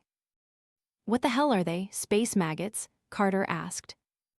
"Whatever they are, they're not allowed back on Earth," Adams replied. We arrived at ISS 14's airlock and went inside. The entire ship seemed dark, so we turned on our waist flashlights. "Should we close the door?" Riley asked. "Yes, we should, but if the station is infected, we might have a better chance of survival in a vacuum, so be ready for a quick depressurization," Adams said, slowly propelling himself deeper into the station. Carter clicked the button to close the outer airlock door, and once we were inside, he closed the inner door as well. Adams advanced. The corridor was illuminated by his flashlight like a wave of light. We followed him nervously, startling at every small detail on the walls that resembled maggots or seemed to be moving. "All doors are open, except for the control room," Adams said. "So what?" Carter asked. "They might have depressurized the station from there. The normal procedure is that in case of depressurization, all astronauts must suit up and go to the control room." "So let's see if anyone's inside," I said. Adams nodded and pressed the button next to the door. A message appeared. "Warning, internal room pressure is higher than external pressure. Would you like to equalize pressure?" Adams clicked, "Yes. Equalizing pressure. Please wait." The message blinked for a few minutes. I felt myself gradually getting heavier as gravity adjusted, until all four of us were standing on 2 feet on the floor. The screen turned green and it showed pressure adjusted. "Emergency power active. Oxygen production offline. Please use emergency O2 stations to replenish your O2." The door slid aside and we were met with the dim red light of the control room. Immediately, we saw an astronaut's body lying face down in the corner of the room. Riley rushed to the crew member and turned her toward her. A faint look of hope turned to disappointment. "She's dead," she said. The rest of us approached and saw the astronaut's face. It was a young woman, no older than 30, her face pale, but despite her skin color, she looked as if she was peacefully sleeping. Her name tag read, Moody. "She's holding something," Carter said. We glanced down and saw what looked like a camcorder in her hand. Adams snatched it and opened it, and the rest of us gathered around him. There was an open folder, and Adams highlighted the first video by date. It began to play. The video was from the perspective of one of the male astronauts. Judging by the voice, he was hovering above the ISS and zoomed in on something on top of the ship. If he was saying anything, we couldn't hear him in the vacuum of space. The video cut, and the next frame showed the astronaut gently holding the object from the previous clip in his hand. The red egg had veins on it and was slightly larger than the astronaut's palm. The astronaut flipped the egg from side to side, observing it curiously. The video ended there. Adams played the next video. The frame showed the egg from before, now in a glass box inside the station. "What the hell is that?" the female videographer, now identified as Moody, asked. "Unclear," another voice replied. "Harrington found it outside, and command wants to bring it back." "What if it's dangerous?" the female astronaut asked. "Whatever it is, it won't break this box. Nothing can." "The scanner shows no signs of activity inside the egg," a third voice said. The camera zoomed in on the egg before the video abruptly ended. Adams played the next video. This video showed the same room as before, but now the camera was placed on the table, as we could see Moody sitting next to it, facing the camera. "Base wants the egg examined," she said to the camera. "They don't want to risk bringing the egg back to Earth, so I've been assigned as lead scientist. My job is to monitor the egg and conduct experiments to see what's inside. So far, there's nothing strange about the egg itself. Perhaps it's not even an egg. I'll continue to run tests. She reached out toward the camera, and the video ended. The next video showed the same scene and a visibly more tired Moody. She clearly rubbed her eyes and turned to face the camera before saying, "Another egg was found today." Nelson was performing compartment checks when he saw it. Despite initial skepticism, the egg will be brought back to base for study. It seems there are more, and all are coming from one direction. There might be a nest nearby. As for this one, she looked back at the egg, then at the camera. There seemed to be some minor signs of activity inside. Hard to say what it is. Whatever it is, this could be our first true contact. She ended the video. I heard Carter murmur, "Oh my God," under his breath. Adams played the next video. The footage showed the same egg from before, but now it was cracked at the top and on the side. Tiny, dark red maggots were sluggishly writhing around inside the glass box. "What are those?" Moody asked. "Alien worms," a voice next to her asked. "Is the egg rotten?" she asked. "Doesn't look like it. Perhaps the maggots are supposed to hatch from it, unclear." One of the maggots began to crawl on the glass, moving upwards. The camera zoomed in, and I clearly saw the bodies of the maggots crawling on top of each other, looking like they had tiny hairs on their bodies. The video ended. I felt an itch all over my body, unable to shake the feeling of insects crawling all over me. The next video showed Moody in the same room. Clearly, there were many more maggots inside the glass box. She said, "They're reproducing at an enormous rate. The maggots don't seem active in a vacuum but can survive." Kid traced where the eggs came from and said he found their nest nearby. It seems this really will be first contact. However, he hasn't answered our calls, so the signal must be bad out there. The video ended, and there was only one more video left. Adams played it. The frame was shaky, but we clearly saw the room from the previous footage. However, this time the glass box was broken, and there were countless maggots everywhere, covering every inch of the floor and every item and piece of furniture inside the room. The egg inside the glass box was now shattered into pieces and almost invisible due to all the maggots crawling over it. "Moody, run!" someone yelled. Moody gasped in panic and pressed the button to lock the door. She pointed the camera to her left, down the corridor, and thousands more maggots appeared. Moody turned and ran. A chilling scream was heard somewhere before it went completely silent. Moody ran into the control room and turned around. Harrington appeared in a spacesuit. He pressed the button to lock the door from the outside and yelled, "Moody, depressurize the station." "Wait, what about you and the others?" "No time, I'll open the second airlock, get ready." He ran out of sight, ignoring Moody's pleas to stop. Another scream was heard over Moody's radio. She stood in the room, gasping in panic and looking over her shoulder. "Moody, do it," Harrington yelled over the radio.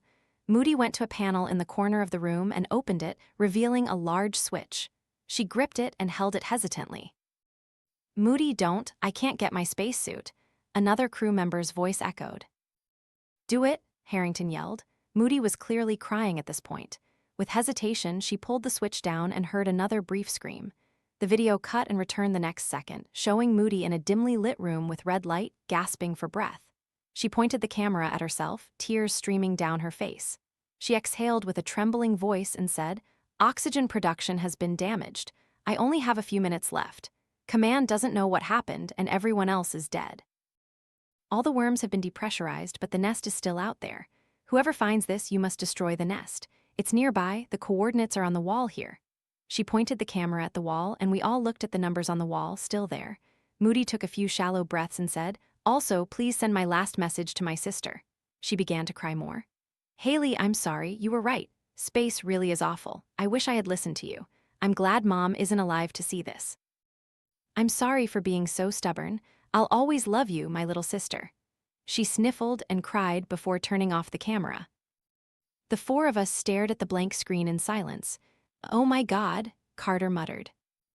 "So now what?" I asked. Adams sighed and gently placed the camcorder next to Moody's body. "We're going to the nest," he said with determination. "Captain, you can't be serious," Carter said. "Carter, you can stay if you want," Adams said and looked at Riley and me. "Both of you too, wait for rescue if you want, but I have to finish this." "No way, Captain, I'm with you," I said. Riley agreed to go along. So finally, Carter raised his hands and said he would come too. All right, then let's do it, Adams said. We refilled our oxygen tanks and found anything that could be used as a weapon. There were no guns on the ISS, which probably wouldn't be useful against maggots anyway. So instead, we took lighters, deodorant cans, and pieces of cloth that could be set on fire. Not long after, we were back outside in the vacuum of space. Adams led the way, propelling himself through with the three of us following closely behind. How do we know what the place looks like? Carter asked. Who knows, maybe it's just a floating nest and has long since moved from that spot. No choice, Carter, we have to find that thing. If not us, someone else will have to. We don't get paid to do this kind of thing. Carter, if you're just going to complain the whole time, turn around and get out of here. Adams snapped over the radio. Carter didn't respond. We flew in silence for a moment until Riley spotted a small object in the distance. It looked round and slightly red. What the hell is that? I asked, immediately suspecting something. Adams flew to it and grabbed the object, observing it curiously. He turned toward us so we could observe it. An egg, just like in Moody's footage, he said, letting the egg float. Indeed, it looked exactly like the red, veined egg in the video. I saw more details than in the video. In addition to the bulging veins, there were thin orange lines inside that were visible on the surface. It reminded me of the time I cracked an egg and instead of yolk, saw the embryo of a chick. Adams took out a spray can and a lighter. Everyone back off, he said. He flicked the lighter and a flame appeared, moving not upwards as in normal gravity, but dancing in various directions, almost like blood starting to flow underwater. Adams placed the spray can behind the flame and pressed the button. Although we didn't hear the sound, we saw a wave of fire expand like a torch and incinerate the egg. Immediately, we saw tiny maggots writhe out and rush toward the captain. But Adams didn't release the flame, his face tense with vengeance and anger. The flame reflected from his helmet. He was truly incinerating them. Even after the egg was nothing but a charred shell, he continued to burn it. Captain, you've destroyed them. Let's go, Carter said. Adams finally stopped, observed his artwork before releasing another burst of flame, then turned back. Let's go, he said dispassionately. We had gone far ahead of the ISS by this point, about 20 minutes since we left. The station looked tiny from here, and we were just specks of dust floating in space, surrounded by miles and miles of vast emptiness. Captain, are we still on course? I asked. Adams was silent for a moment, then pointed into the distance. Riley, Carter, and I looked in the direction he pointed, and there it was, some kind of distant object. Hard to say what it was, but it looked rectangular, man-made, and not as rough as a piece of space rock. We began to see eggs appear more frequently, floating past, but there were too many to deal with each one, so we just left them alone. As we got closer, it became clearer that the object we were seeing actually resembled a green cube, with black lines running along its edges like columns. Is this it? Carter asked. It was large, much larger than I had anticipated, easily over 50 feet on each side. Directly in front of us was a rectangular entrance near the bottom of the cuboid object. An egg floated out from it, spinning in the air. Adams pushed it out of the way and illuminated the entrance. It was the same green and black color as the outside, but nothing else was noteworthy. He looked at me and gestured with his head for me to go in. I did as he said and gasped in amazement at what I saw. The interior looked identical to the exterior, but the green lines running along the walls, floor, or ceiling glowed with a color that radiated the appearance of radioactive material, bathing me and the crew members in a sickly green light. I realized that there were several eggs scattered, stuck to the walls in a kind of mucus. What the hell is this? This must be the nest, Captain, do you see? Carter asked. As we received no response from Adams, we turned to see what was happening. Before we realized what was going on, the exit slid shut and Adams vanished from sight. The green light was brighter now. Captain, I yelled. For a moment there was only silence, and then Adams spoke. I'm sorry, guys, I didn't want to do this. You see, these maggots aren't just flesh-eating parasites. Maggots can devour everything quickly. That's right, and they can reproduce rapidly. But they are also intelligent beyond our comprehension. My heart was pounding at this point, and I had a very bad feeling. Captain, open this damn door. Carter pounded on the wall that was previously open space. Adams continued. They can crawl inside a host and devour him from the inside out in just a few seconds. Control the body. You see, Adams wasn't careful enough when evacuating the ship, and the three of you didn't care enough to check him for any signs. I can't let you stop this process. Carter began pounding on the door harder. Riley was clearly panicked, and I kept glancing around to see if any eggs had hatched yet. Just then, a voice came over our radio. ISS-14, this is Command. Is anyone alive out there? Command, we're here. We have a situation here. I yelled into the radio. A moment later, Command replied, This is Command. Is anyone alive out there? I tried again along with Riley and Carter, but they couldn't hear us. And then Adams spoke. Command, this is Captain Adams of the Collector. There are no other survivors. I'm on my way back to you. Understood, Adams. We'll wait, Command said. We tried to contact Command again, but it was useless. Either Adams had blocked our signal, or it was blocked inside the structure. Just then, I caught something with my peripheral vision. One of the eggs had started to hatch, and maggots were writhing out of it. You have to get out of here, I said. Carter was still busy pounding on the door and trying to contact Command, not realizing the eggs were hatching. Carter, we have to get out of here now, I said. He finally realized the seriousness of the situation, and all three of us began to push ourselves through the structure, using our spray cans and lighters to burn anything and everything that came near us. We had the advantage that the structure was spacious and the maggots couldn't jump around in a vacuum. So we were relatively safe, except for the ones that happened to come to us. The structure seemed to twist like a labyrinthine corridor. Eggs and mucus adorned most of its interior. I had started to lose hope and thought this place would become my tomb, my body floating in the vacuum of space for hundreds of years. But then we saw the exit in the form of a square hole. We propelled ourselves out, turning back only to burn the rest of the maggots that spilled out. Oh no, no, Carter yelled, grabbing his own hand and trying to grasp something, but it was too late.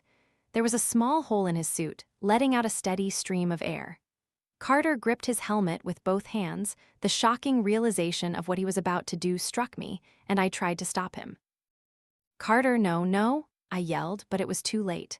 Carter twisted, and his helmet separated. Immediately, his face began to distort in obvious pain and change color. I tried to put his helmet back on, but he pushed me away and threw the helmet further. You would think that dying in the vacuum of space is a relatively quick process, but it's not. It's very slow and very painful. Carter convulsed, his face turning blue and swelling, his eyes turning bloodshot for what felt like several minutes, until he stopped moving completely and was left floating in the air like a rag doll.